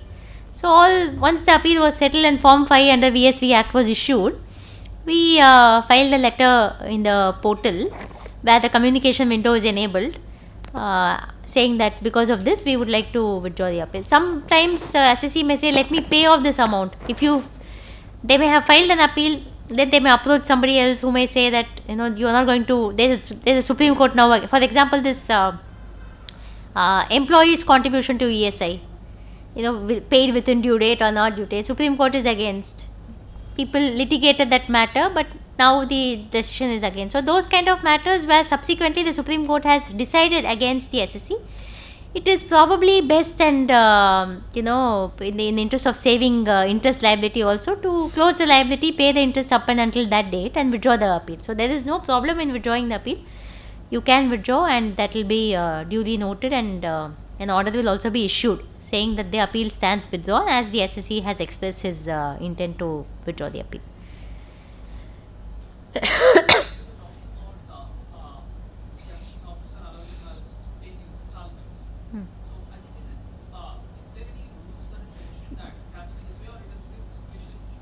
It happens mostly in the when we are applying for stay, when he may say you pay 20%, then he may say okay, if you are having some difficulty, then I will permit you to pay in installments, like only a collection mechanism. Another question is like you're talking about projections also, like we can submit projections to show us our cause that we have some financial stress or difficulty where I'm not able to pay the money.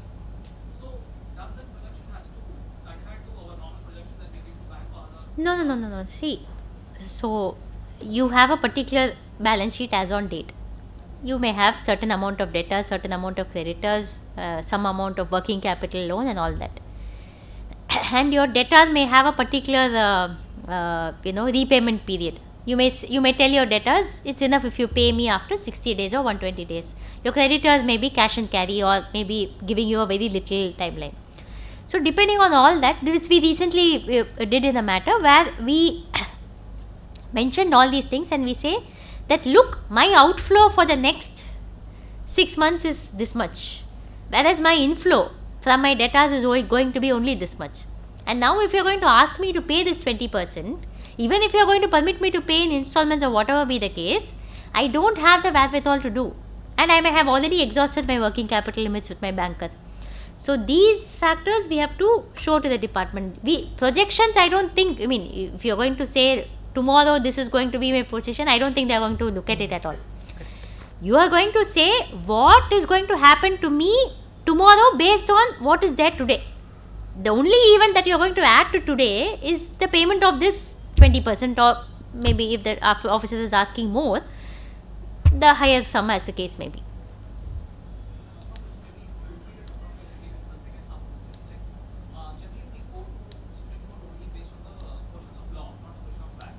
High Court also. High Court also, yeah. So when there's a mixture of both question of law and question of fact, like how do we how the separation happens? Because ITAT is the final fact-finding authority as far as we are concerned, but still that case is not resolved because we have question of law also. I mean, embedded in that. So how will it get practically proceeded to the next level? Like, understand, like, is there any situations or case laws that we can give us where there's a mixture of both? The transfer pricing. So, transfer pricing till recently was always regarded as a factual inquiry and a factual dispute. So, generally high courts were didn't indulge in adjudicating such matters. But now there has been a decision of the courts on that, saying that, see, in transfer pricing, yes, the methodology in which you determine the transfer price, etc., all are factual inquiry. But has the assessing officer or the TPO, or for that matter assessee, followed it in the truest sense as mandated under law? For example, we dealt with one matter where the transfer pricing officer was trying to compare a regulated transaction with an unregulated transaction. Okay. Earlier, courts were not inclined to entertain transfer pricing related disputes. Now, if we are able to prove to the court that under Rule 10b of the income tax laws, the situations under which you are required to compare the uncontrolled transaction with a controlled transaction should be the same, or you should be able to make appropriate different adjustments to the differences in the situation. If you are able to do it, then the transactions become comparable. If you are able to justify to the court that the assessing officer has not, or the transfer pricing officer rather, has not followed this step, then that becomes a legal question, interpretation of law, which the transfer pricing officer has not complied with. In those cases, courts will pass an order saying that this particular rule has not been applied in proper light. They will remand the matter back, asking them to verify whether it has been done correctly, and ITAT has to next necessarily adjudicate even on the fact pattern there.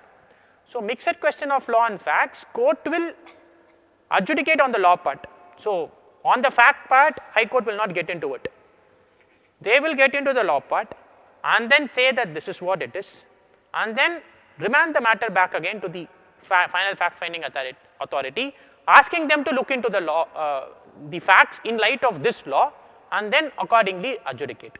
If they say this is clearly a regulated versus unregulated transaction, you could not have done this comparison, then ITAT has to have these principles in mind while again passing the final order on this point. Sorry? Yeah. So, CITF will set aside the order.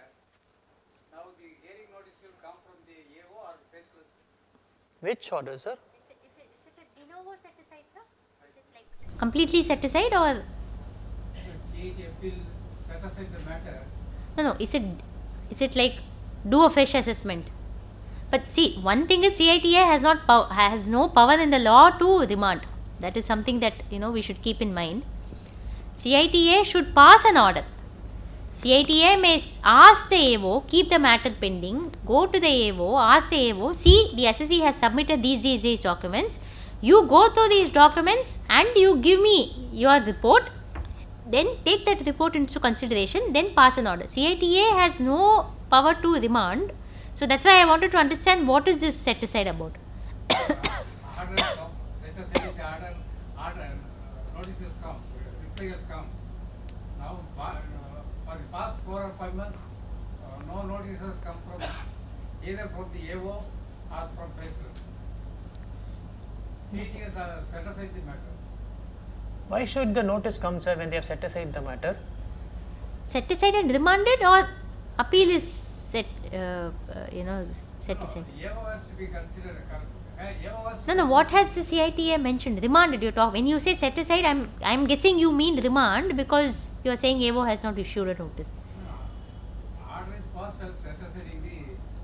Set aside and appeal is dismissed. Set aside means appeal is dismissed. No, why should AO come and adjudicate the matter again? So, two things, sir. One is you set aside the order, which means that your appeal is allowed, no demand can be confirmed. Other case of set aside is a case where what you have done is wrong. You again evaluate the matter considering these facts and pass a recent order. That is a case of a set aside with a remand, in which case AO has to again issue a notice and then ask you to give you the relevant documents, submit all those things, and then pass a recent order. So, in your case, if what has happened is the first thing, then nothing needs to be done anymore. The matter ends there. But if it is a second thing, then you will have to wait for the assessing officer to issue the appropriate notices, or you will have to voluntarily find all the relevant documents which are filed before CATA, before the AO, and wait for the AO to issue notices for him to pass the necessary orders. Generally, sir. Notice will come from AO or faceless. Sir, generally, sir, see, if an ITAT, for example, gives a de novo, you assess this matter afresh, then it will most likely come from the faceless. But if it is a limited direction saying look at this document and give effect, see these documents and grant this benefit, then that will only come from the AO. See, that's why it depends on what the order says. When you say set aside, does it adjudicate your issues, and is it like the CITA agrees with the AO and he is therefore completely dismiss your appeal, or he says set. AO has to consult the facts first and pass the order. He has said that. But my point is, for the past 4 months, no notice has come. Whether the notice will come from the. That depends on the order, sir, because see, as I said, CITA has no power to demand. Giving effect order has been passed by the judicial AO only. Giving effect order is different, but sir is talking about receiving notice from. You are talking about giving effect, sir. Giving effect, you will not get any notice. Giving effect order is automatic. If it is not passed, then you give a reminder to the jurisdictional AO. But I don't think he is referring to the giving effect to order. Section 251(1) now empowers CITF to set aside the order to the file of the assessing officer and pass it. Yeah, correct. You will get the notice from the assessing officer. See, He is asking the jurisdiction and 251(1). So for all purposes, jurisdictional AO will have the jurisdictional not the NFA. Who has passed the original order?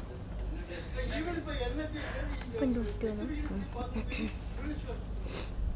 Sir, giving effect to order is different, sir. Giving effect order, we will not get any notice, sir. But yes, there is a delay generally in passing giving effect. We write reminders. If there is a demand, they reach immediately. If it is refund, they will not. You are right. But we write reminders, sir. We write reminders. We follow up. That you have to do before the judicial AO only. He only can pass the. The court will get the order.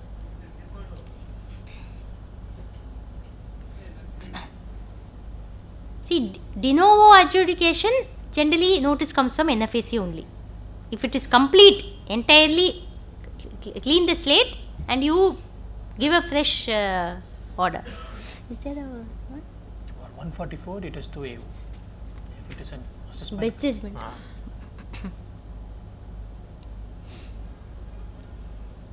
Any further thoughts, sir? Or we can proceed? Yes.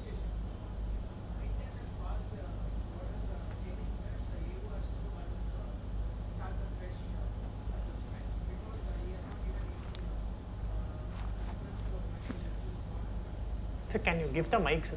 Mic. It has been remanded to AO. AO, okay.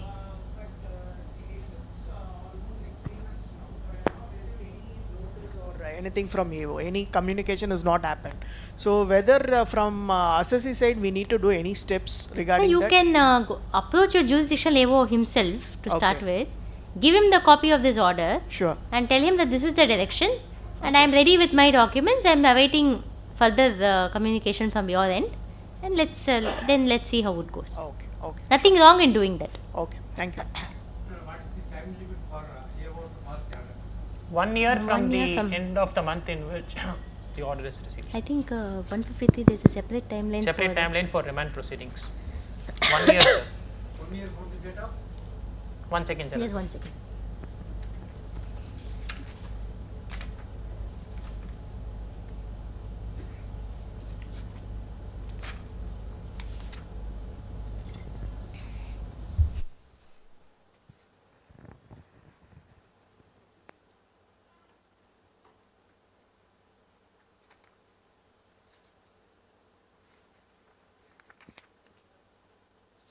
Effective an order.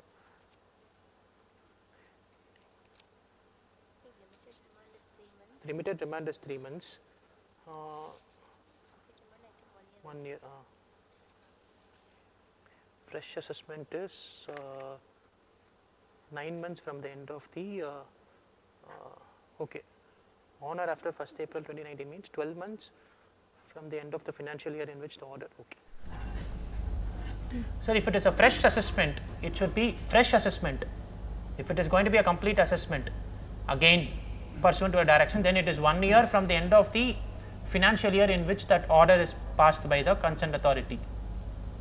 If it is a limited remand, then it is 3 months from the end of the month in which the order is passed by the CIT or whatever. Limited remand means 3 months means time is over.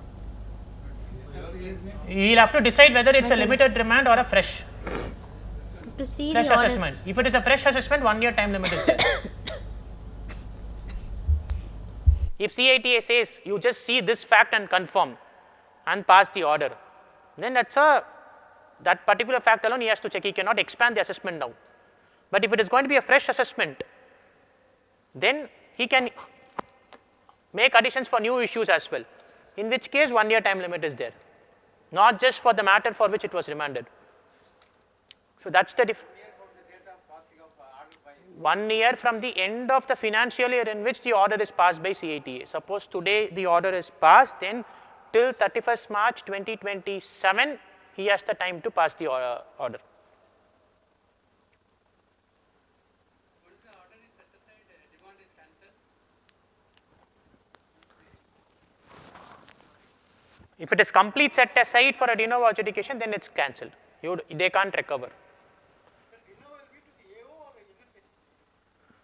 Sir, for ITAT, it generally goes to the assessing officer. One case we have seen the notice coming from NFAC, but I mean, till if it is ITAT, ITAT can direct it is to the discretion of the ITAT. If it is CITA generally does not have a direct power of remand. That's an inherent remand proceeding for them. they will have to necessarily get a remand report from the AO. If it is a best judgment case alone, they can petition. There's no provision to assess to the NFAC. NFAC people are agents of these people only. They are only Concurrent jurisdiction is what we say, sir. Concurrent jurisdiction. Mike. Yeah, concurrent jurisdiction is what we say. true, but once the jurisdiction is their order is passed, no, they becomes what is it called? Not de novo, it's called as something. I don't understand legal term. They become powerless. No, not depend. For High Court remands and all, we are getting it from NFAC only now again. When I approach a High Court and a Writ Court, and they direct the NFAC only. So it, see, for example, if ITAT says whatever legal points you have argued is correct, the demand may raised by NFAC is incorrect, then those cases they ask the assessing officer to give effect to that order. Sorry? Correct. If they have to make a fresh assessment, then naturally it's faceless, because assessment is now with the power of assessment now is with the faceless. They can't do it before the AO. Okay. So now faceless sits into the shoes of the assessing officer. So now if it is just going to give effect, for example, you are asking for ATG deduction that has not been allowed. ITAT says there is no harm in granting you this deduction. Then AO has to modify whatever is the assessment done and then pass the giving effect order. But if it is going to be a complete remand, they will have to reassess the matter entirely.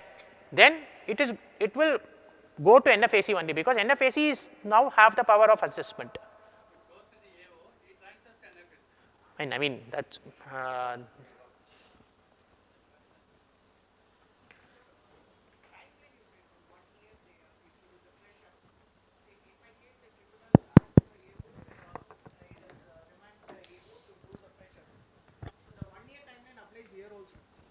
if it's a fresh assessment, if your order is completely set aside and remands the matter back to the AO to do a fresh assessment, then 1 year time limit will apply. Okay. But if his power is limited, only that particular issue he has to adjudicate and return back, then that is 3 months. Okay, so okay, thank you. That's a limited remand versus complete remand. It's a full fresh assessment. The tribunal said because see what happens is we filed appeal. By that we filed the return based on the 142 notice.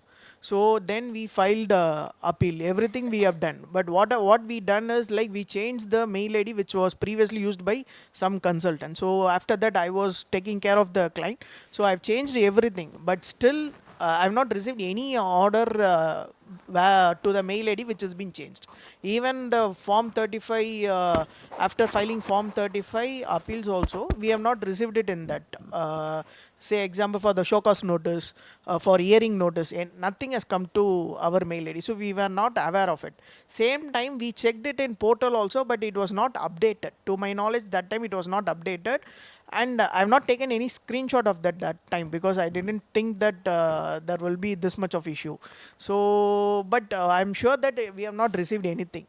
So later we received only the order. That order also we received through the while the recovery is being initiated. Ah, okay. Then only we came to know that whatever we have filed a stay petition, whatever the form 35 is got, everything got cancelled. So then we approached the AO. Then the order copy has been sent to my mail ID. Then we have analyzed everything. Then we filed it with the tribunal, and tribunal order just come 3 months back, stating that it has to go back to assessing officer, remanding the assessing officer to start the fresh assessment. So still I have not received any communication from notice. That's why I asked you. Yeah, if it's a complete remand, de novo adjudication, then they don't need to concentrate or limit themselves only to the issues raised in the Yeah, original understood. in which case they have a larger time limit. Okay. Okay. So it will be a 1 year time. 1 year time. Okay. So what happens after the 1 year then? If I have not received any notice? If they pass the order, you can challenge it on account of limitation, saying it's time barred. Okay. Okay. Either through the appellate court or through the Writ court. Okay. Thank you. See, I also told you a while ago that you can file a letter, but if you don't envisage any other issues that the department can track up, because as auditor we may be aware. Yeah. So then You better stay silent. Yeah, Let them it's issue better notice. for So in me some to cases, it's better to stay silent because it's better to invite an incorrect order and then accordingly challenge it. See, the only reason sometimes we follow up is with if it's a straightforward case, then if they're going to come in the last minute and ask us something, and because they have to close the matter, then it may sometimes be difficult. The client may be traveling, he may be somebody who is not in town, etc. All those things. So sometimes if it's a straightforward case, there's nothing more to add or see in this. Then we tell that you please issue the notice. We will give you all documents. Yeah, it's a straightforward case only, but still I felt But to if, be if there's silent. even a minute probability, Yeah. then better to stay silent, because any case the ITAT order will be given to them. It is not that they are not going to be given the copy of Ah. the appellate order at all.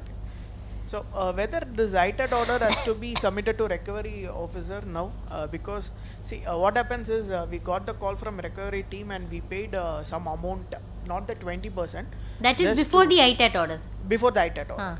So we have paid some amount. So if we want to get back the amount after the specific period of time, or we can approach now for that.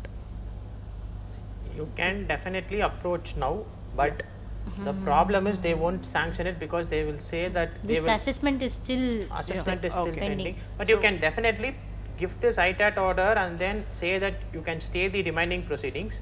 Okay. But since as we speak today there is no assessment order in place, Yeah. they really don't have to stay anything, But- but they may not grant you any refund but at this right, stage. but as legally if you are entitled for the refund, yes you are, because you never know what will be the impact of that assessment.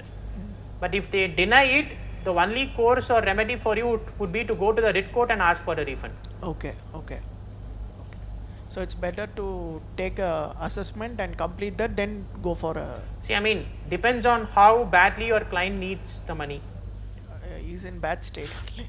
But see, Then that's why, depending on the facts, we have to strategize. Fine. Then you may write mentioning that this ITAT order is passed and therefore Yeah. demand does not survive.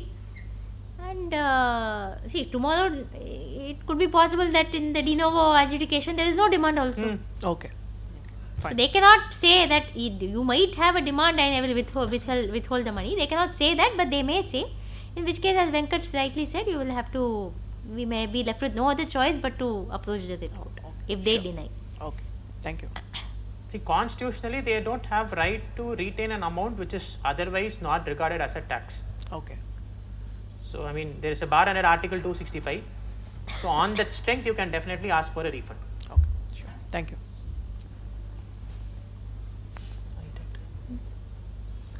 So, any other questions?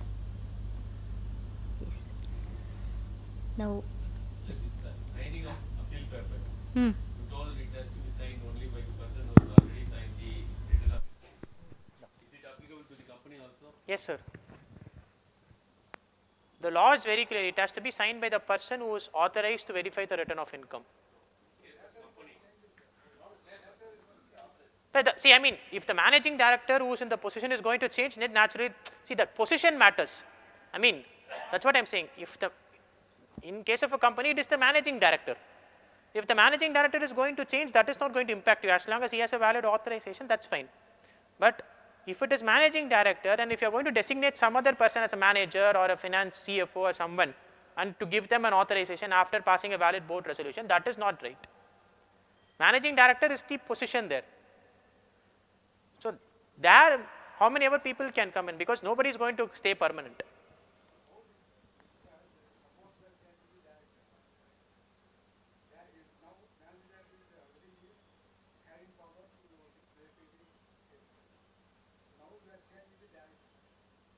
Managing director, no.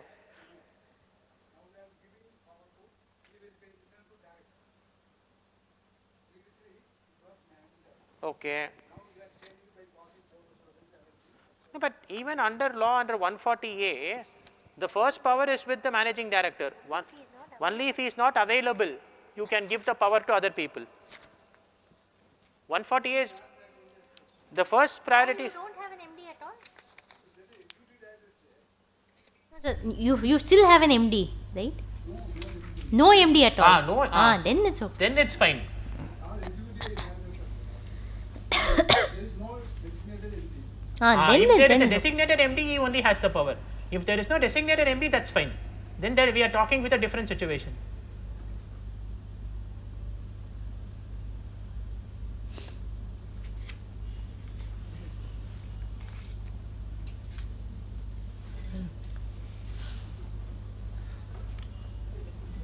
So now after CIT stage, and not only CIT orders, even orders which are passed by Principal Commissioner under 263 and orders that may be passed by Commissioner under 12A, 80G, rejecting our applications filed under those sections, those orders all go on appeal before the ITAT, Income Tax Appellate Tribunal.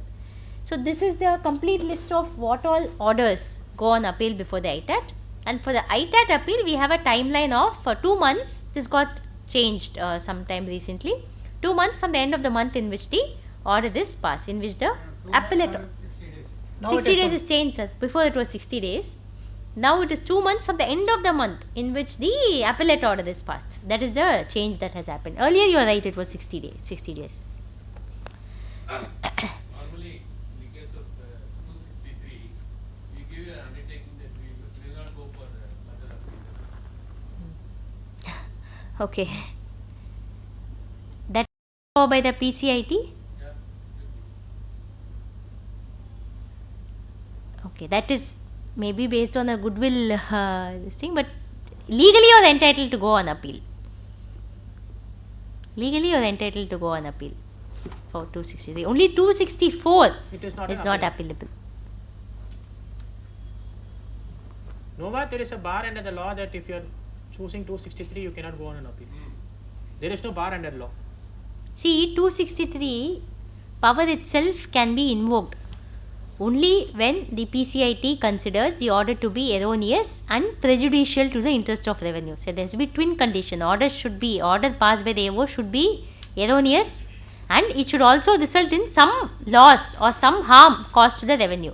There are many cases where 263 orders have been assailed, challenged before the ITAT, saying that these ingredients have not been fulfilled. The PCIT has not demonstrated anywhere in his order as to how the AO's order is prejudicial to revenue and erroneous.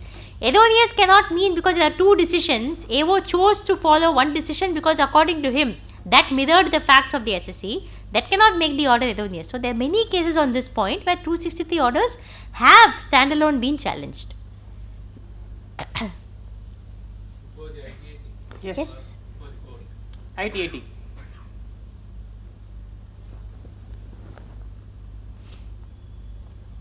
Two views would have been possible. AO would have taken one view. Some PCIT would feel another view is possible. That is not. That cannot an order. That is not an order which can be revised. Then you are technically reviewing your own order. So, but if it is completely erroneous on part of the AO to pass such an order, if he could not have taken that position, then you can challenge that order before a tribunal.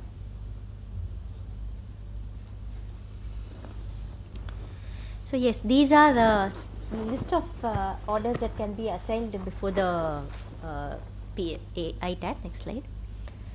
Yes. So there can be concurrent orders from the same issue, the PCIT and CIT, or same assessment team. You go to previous slide. Orders passed on 260 by PCIT and CIT. PCAT or CAT, Or Principal Chief Commissioner or Chief Commissioner of Income. there might be a ground of appeal before CIT. And another thing is the AO would have found something erroneous, you would have reported to the PCIT for your under 263. So there will be two orders of particular assessment team. That's what. So CAT would have passed in your favor. PCAT would have revised that. Is it possible? Why not, sir? PCAT is an higher authority than the CAT, no? That's why the power of revision is given to both CAT and PCAT. CAT will revise orders passed by his juniors. PCAT will revise the orders passed by his juniors. So, which will include CAT. If the AO in that case is a commissioner, You mean that PCIT is reported to CIT? PCS is Principal Chief Principal Chief Commissioner, sir. The CIT process is known as subsequent CIT appeal. No, you are talking about CIT appeals and CIT appeals. Okay, no. Oh, Okay. See, I am not able to. Maybe if you can give an example, that may be better. Where what is that? Is there any, what is it called, adjudication function by performed by CIT? CIT appeals. CIT. Commissioner of Income There is Tax. no adjudication function performed by the CIT. No, he will give directions to the AO. He will exercise his power in 263 and he will give directions to the AO, appropriate directions to the AO. That is what he does. No, sir, we are not able to understand your question. So,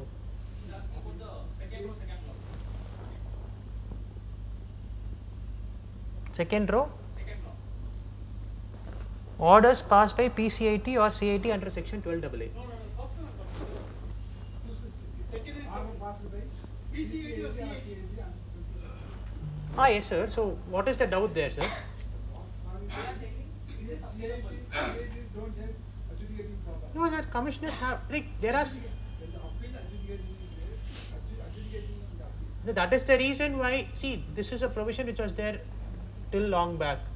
There were, in the past, beyond certain monetary thresholds, it is only the commissioner who will act as an assessing officer. That's why, for those matters, you directly had an appeal route before the tribunal. Those things have been amended long back. No, sir, but the law No, is. we just extracted the provisions that is there. That's what. Depending on monetary remedies, assessing, that they perform the role of assessing officer.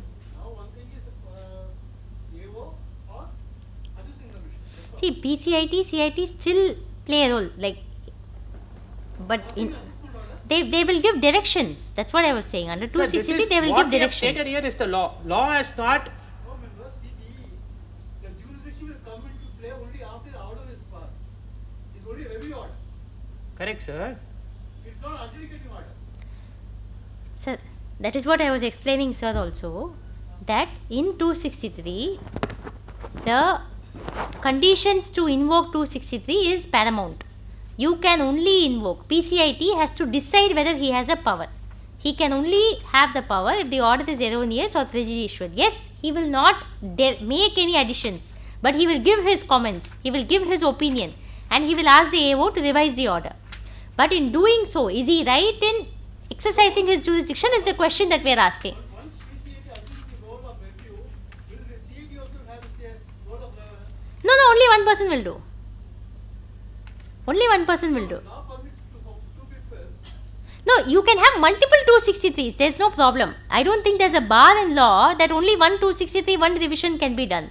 But I have not seen any instances where there has been more than one instances where 263 has been invoked. In the present trend, the PCIT role has become more administrative.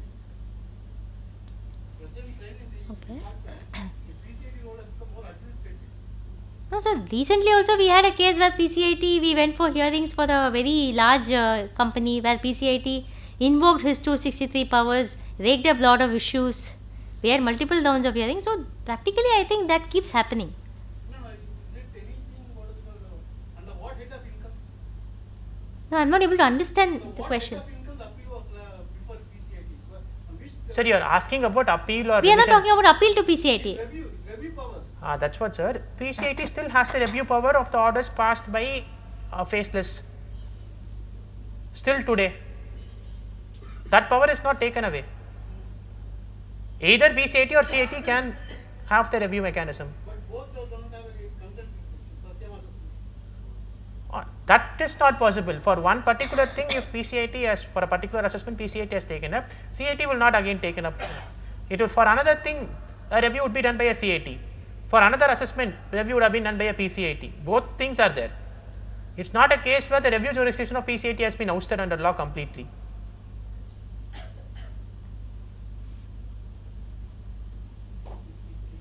Sorry, sir? Yeah, but the role of the review is performed by CIT, not by PCIT. No, sir, PCIT is doing, sir, we are handling matters, man. That's what I'm saying. We are handling. You have a, is the assessee a trust or something like that? Company. Company. Order the meeting of the assessing officer. Even any Yes. order of assessing officer, subject to the revision under 263. PCIC is exercising his powers to review that order And if he finds that it is erroneous, then he can look at it, offer his opinions and give direction to the AO.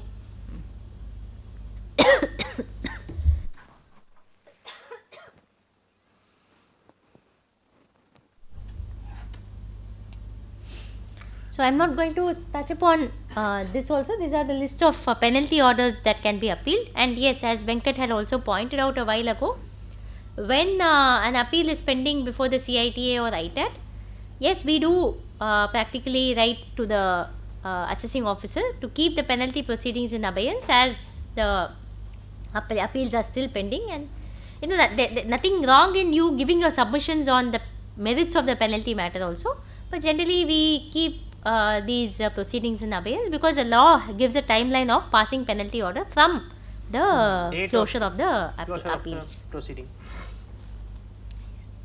This is form.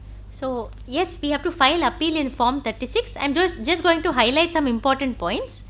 When we file appeal before the ITAT, we are not required to prepare detailed facts or detailed submissions. It's only brief grounds, and we will have to produce generally to facilitate the ITAT all documents that we relied upon in the earlier stages.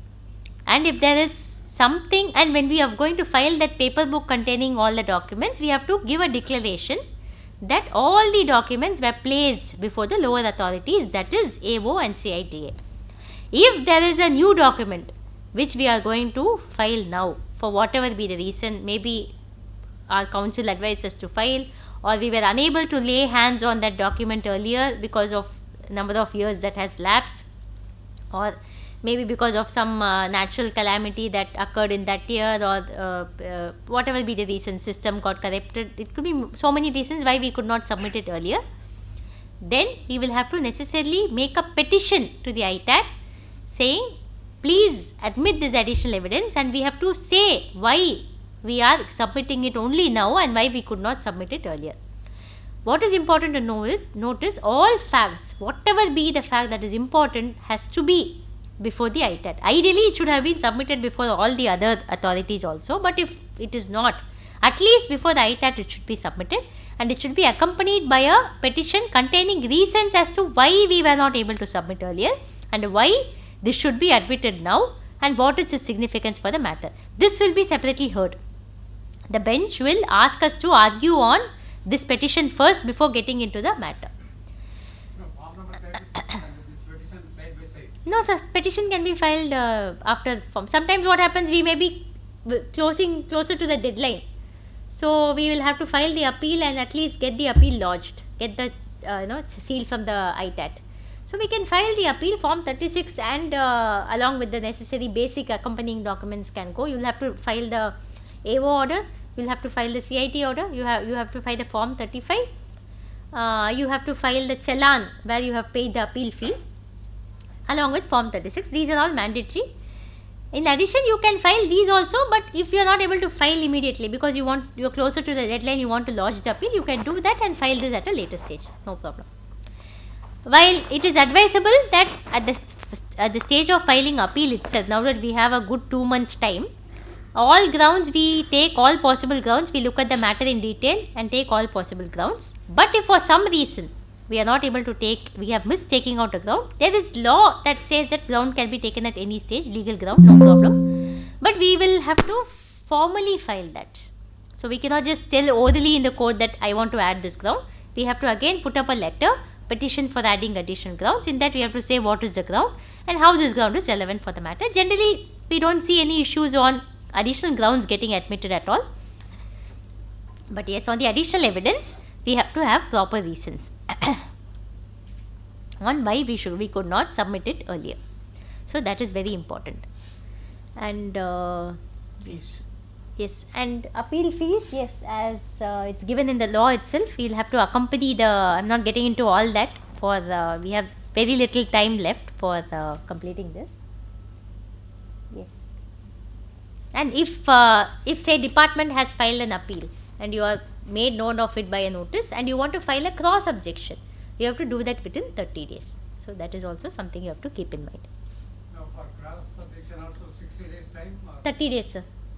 from the from the time when you got intimated that department filed an appeal. Similarly, department may also file cross objection from 30 days from the time when they got intimated that I filed an appeal.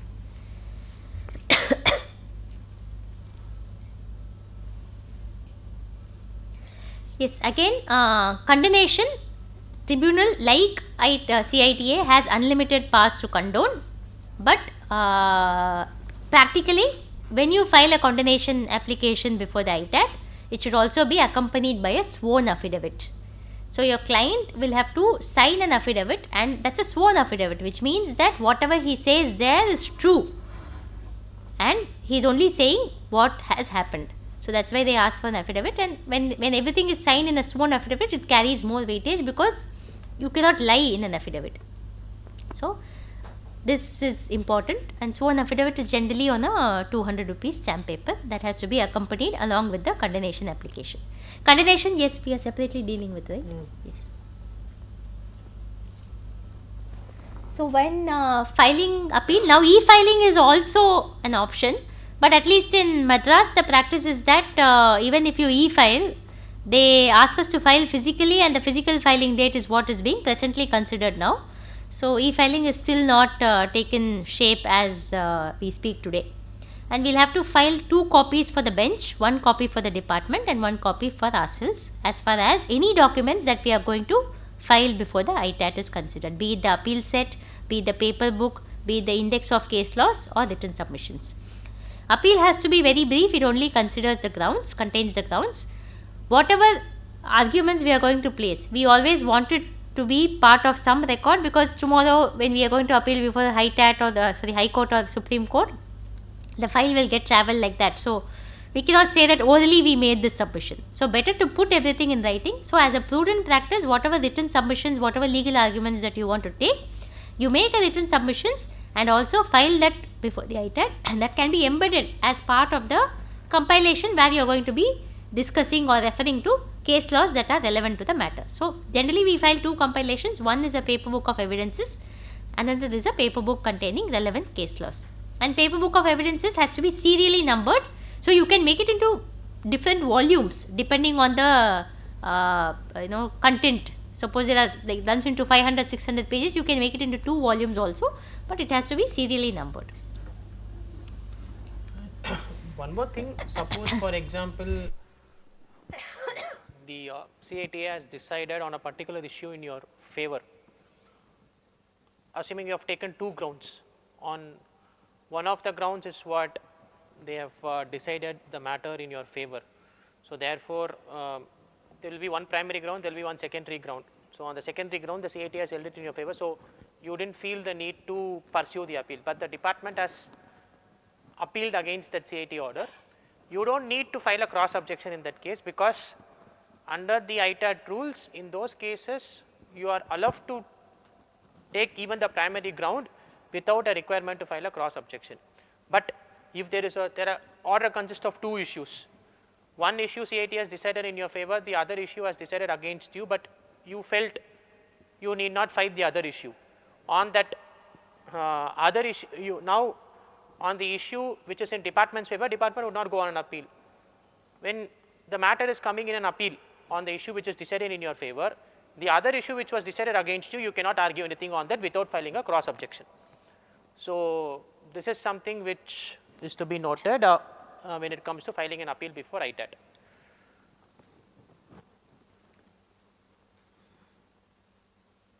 And ITAT stays for a period of 180 days.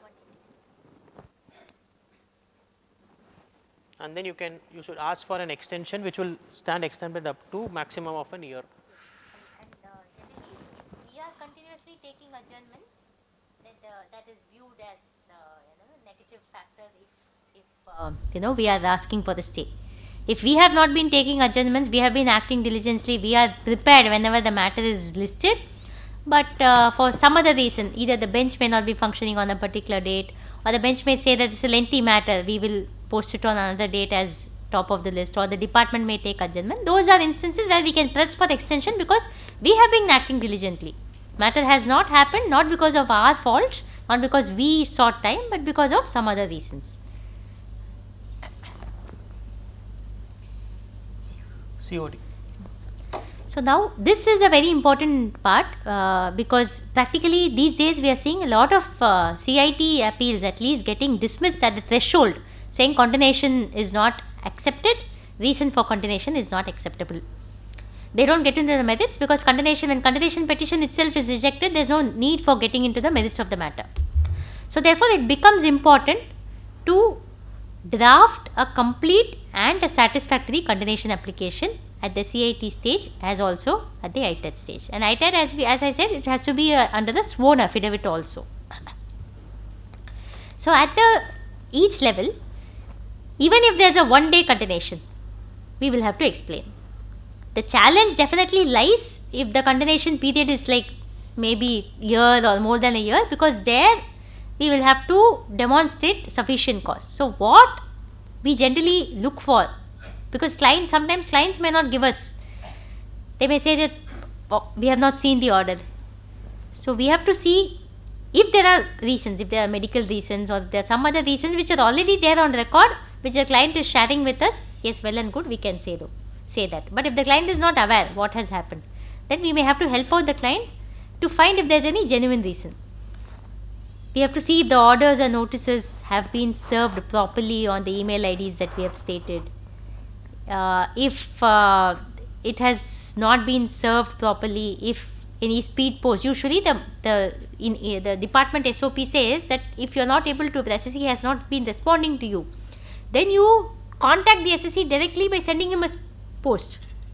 Even after that, if he is not responding, then you have no other choice but to pass an order. So if all those procedures has been followed, that is something that we have to see. Sometimes it may also happen that he may not have filed an appeal because somebody did not advise him properly. That is accepted as a good reason generally. Unless the delay is very exorbitant, generally it is accepted as a good reason, but we should be ready to identify that other person, mention that this is the person I was in touch with. I was told no, not required to do anything. I was told that it can be sorted by just filing a letter, but I was not aware that an appeal has to be filed. So we have to do some groundwork to see as to what could be a sufficient reason to impress upon the CITA or the ITAT to admit this appeal. If we merely say that the SSC was not aware of this order, we are not going to get the application allowed at all. There is no chance. That is a case where if it's a small time salaried employee who is not otherwise habituated to see the orders in time or notices in time, in those cases that might sail through to an extent. Maybe for the senior citizen, maybe somebody who has maybe a homemaker, someone who is not in India at all, someone who is not an Indian, who is not conversant how things happen in India, those cases this may sail through. But if you are already in condemnation before CITA and even before ITAT, if you are going to come for a condemnation, then that is seen in a very bad light unless you are able to explain it with sufficient reason. Generally, tribunals are liberal in granting the COD because we have seen cases, I myself argued cases where 600-day delay, 720-day delay were condoned. But we should be able to be ready with proper reasons. For example, change in employees, change in management. These are all definitely a sufficient grounds for condemnation of delay. See, for example, there could be one person who had been handling the entire income tax matters in that company.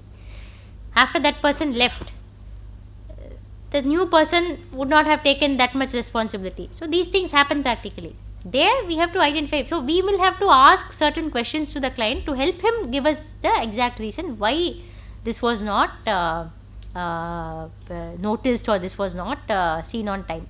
More often than not, we have seen that clients may not be aware as to what to write. So we would generally ask him, sir, in that period who was handling your case? Who was the employee who was looking into all these things? Then he may say, yes madam, somebody was there, but we changed him, this new person has come. So then we speak to the new person. He may say, I was not aware, the previous person did not even give me a handover. I was not even aware that these matters are there. Then sometimes what happens that the email ID is still the old person's email ID. So notices would have gone to him. So we will have to see management change. Sometimes the company shares are bought by somebody else. So a new set of management takes over. So then there is a lot of the transition, lot of things get missed out. So these are all valid and acceptable reasons, but it is important to take that time out to identify the reason and to sufficiently draft a condonation application, which will be of help when we are representing our clients before the CITA or ITAT. For example, the client would not have been aware about taking a refund for a particular matter, taking a better position for a particular matter. 3 years, 4 years would have lapsed, they would have decided to be conservative, or they would not have been aware of that situation. New management comes in or a new consultant comes in, they highlight this issue. Now they might want to explore that. Maybe the date of legal opinion could be taken as the basis for the change in decision. In those cases, condonation helps.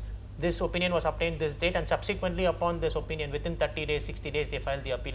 So these are all factors which we can say while seeking for a condonation. And these are few grounds or few cases where COT was allowed. For example, non-service of assessment orders to the registered email ID, non-availability of legal counsels, or acted on base, if I have advice based on some legal counsel, some position can be taken, what I said. If it is involving some refunds, then generally they are liberal in allowing the condonation.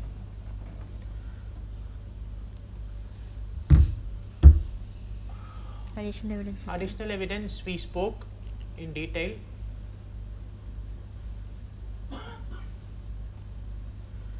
So with this we kind of conclude on CIT and ITAT. Just to kind of wrap up, before we conclude today's seminar, I just wanted to highlight the other aspect of DRP, especially in transactions involving non-resident or TP related adjustments. You get into DRP. See, the procedure is almost the same. In DRP, unlike CIT or ITAT, you do not have the condonation option. Within 1 month from the end of the month in which the order is received, you will have to file your objections. If you don't file, DRP route is closed, you will fall back to the CITA route only, you don't have any other option. And DRP also has strict strictures, unlike CITA or ITAT, that within 9 months from the end of the month in which the objection is received, the direction should be given. The one benefit which we see going before DRP is not the CITA route is, one is we avoid the 20% stay. Second is, in a time bound manner, we are assured of a result, either positive or negative, so that it helps our case before the ITAT. So these are the two practical advantages which we see in a DRP, which we don't otherwise see in a CIT appeal route. So especially when we are dealing with non-residents, though DRP might be pro-revenue in many of the cases, the reason why we choose DRP is for these two reasons alone. So that is one thing which has to be kept in mind before DRP. And the one issue which is currently pending before Supreme Court with respect to DRP matters is on the time limit. So before going to the DRP, what the AO passes is something called as the draft assessment order. And then only after the DRP gives the directions, the final order gets passed. Now the time limit under 153, that is 12 months from the end of the month, or the 24 months from the end of the month in which the notice is issued, or the 24 months from the end of the relevant assessment year, whatever is for completing the assessment or reassessment, that larger time limit, whether will it apply for the draft assessment order or for the final assessment order. There have been multiple favorable rulings of the Madras High Court, Bombay High Court, etc., saying that it is for passing the final assessment order. Now before the Supreme Court, when this matter came up, there has been a difference of view between two judges. One judge said that time limit has to be computed with reference to the draft order and not the final order. Other judge said it should be computed with reference to the final order. The matter has been now currently placed before the larger bench. Once the Supreme Court decides, we will know the fate of that particular issue. So Madras High Court has Roka Bathroom Products, which said that that time limit is to be computed with reference to the final order. Bombay High Court shelf ruling also said the same thing, but those matters have been presently before Supreme Court. Supreme Court has now has posted the matter for a third member for reconsideration of this larger bench for reconsideration of this matter. So this is where we stand before the DRP proceedings. Otherwise, it's predominantly the same as that of the CITA or the ITAT. Just that a lot of paperwork is required, unlike CITA or ITAT, because you will have to the format in which the DRP application gets prepared is very cumbersome.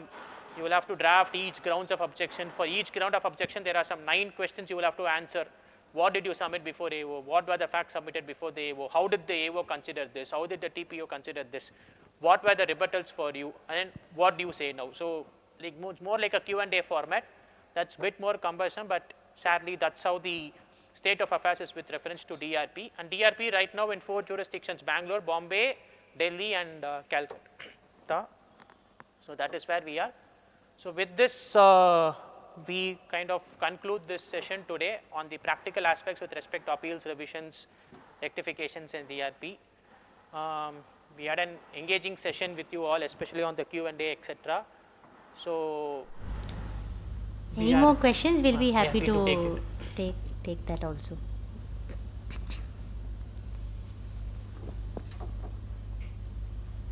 the 143(1) adjustment, there are 4 clauses under which we make an adjustment. So if an adjustment has been made under a certain clause, but my case is properly not falling in that clause, but maybe it falls under some other clause, I take an objection, but despite my objection, they do the adjustment only against only in the wrong clause.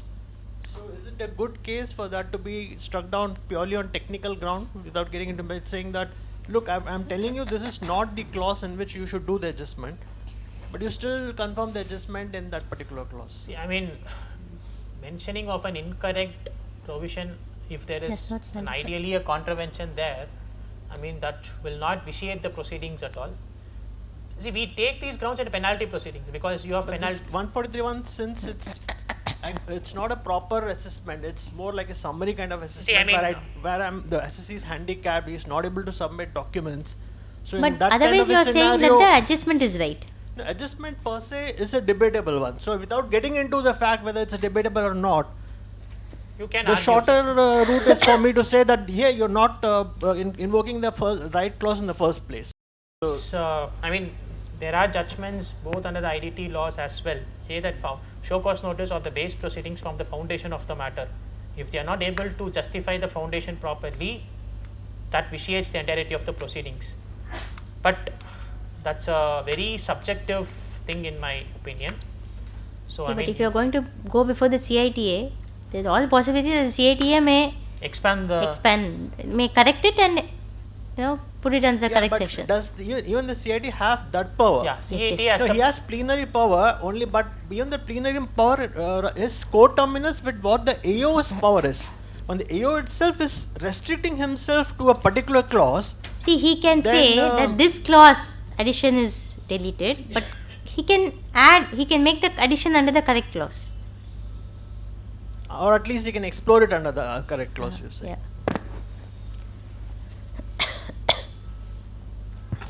I don't think this is working. you will have to keep it closer to you. Yeah.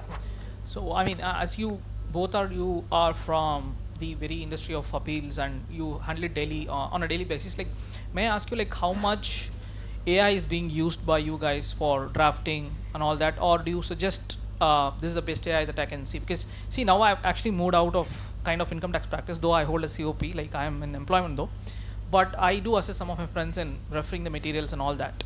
So I just wanted to know like what is the use of AI but by you guys. Like some of my friends in practice who are still practicing and running the firms, they tell that like when I just upload a notice from the AO into Perplexity, it gives me a very well drafted reply that I had to give. Like we used to take like a day or two to give a perfect reply, but now it is like becoming easy with AI. So how do you see this and how do you endorse it? Of course we have to proofread. I'm not telling you how to just give the AI responses to the assisting officer or so, but I just wanted to hear from you guys like how are you handling? Honestly, you are speaking to a person who is not tech savvy.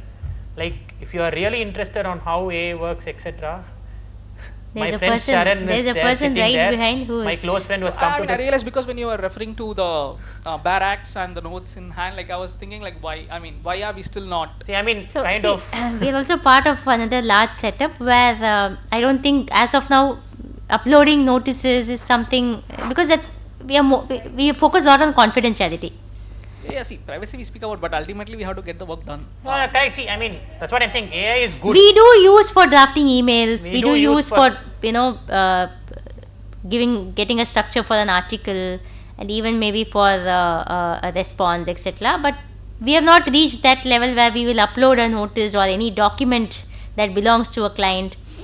Because as I Part of a notice can be copy pasted, like without disclosing the data. This is a question that is. See, I mean, has to I be asked. agree where you are coming from. Yes, there are many people who are doing it. Many people are finding it effective. That's what I'm saying. Practically, the kind of I'm not in a position to give you the correct, the appropriate because answer. our usage of AI has not. We have not. I mean, reached rather that we have level. not reached that stage. But if you really want it, because my But friend maybe sitting out Sharan, there, if- he has if definitely you experienced can- it front hand on how it actually helps.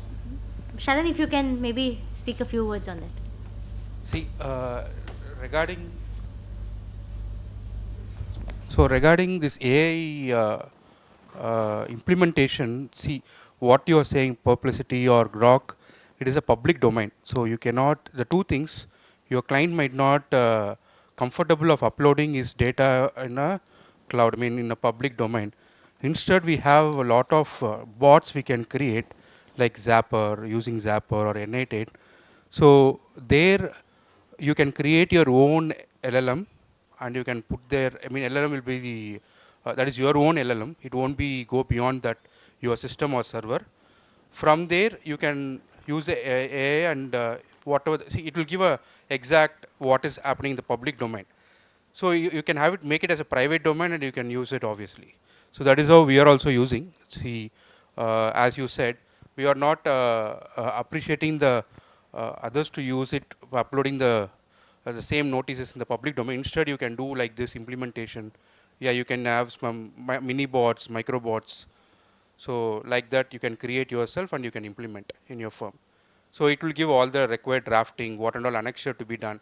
I am implementing Grok. I mean, I am using Grok, not Perplexity or anything else. I am using Grok. I am a little comfortable and training the Grok every day. Like I am giving lot of inputs to it, and because the public domain will have one cutoff date, so till that will be updated.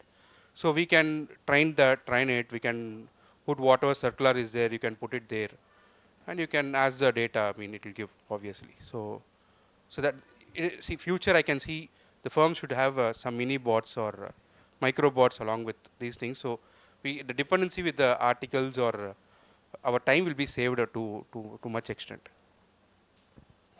Yeah.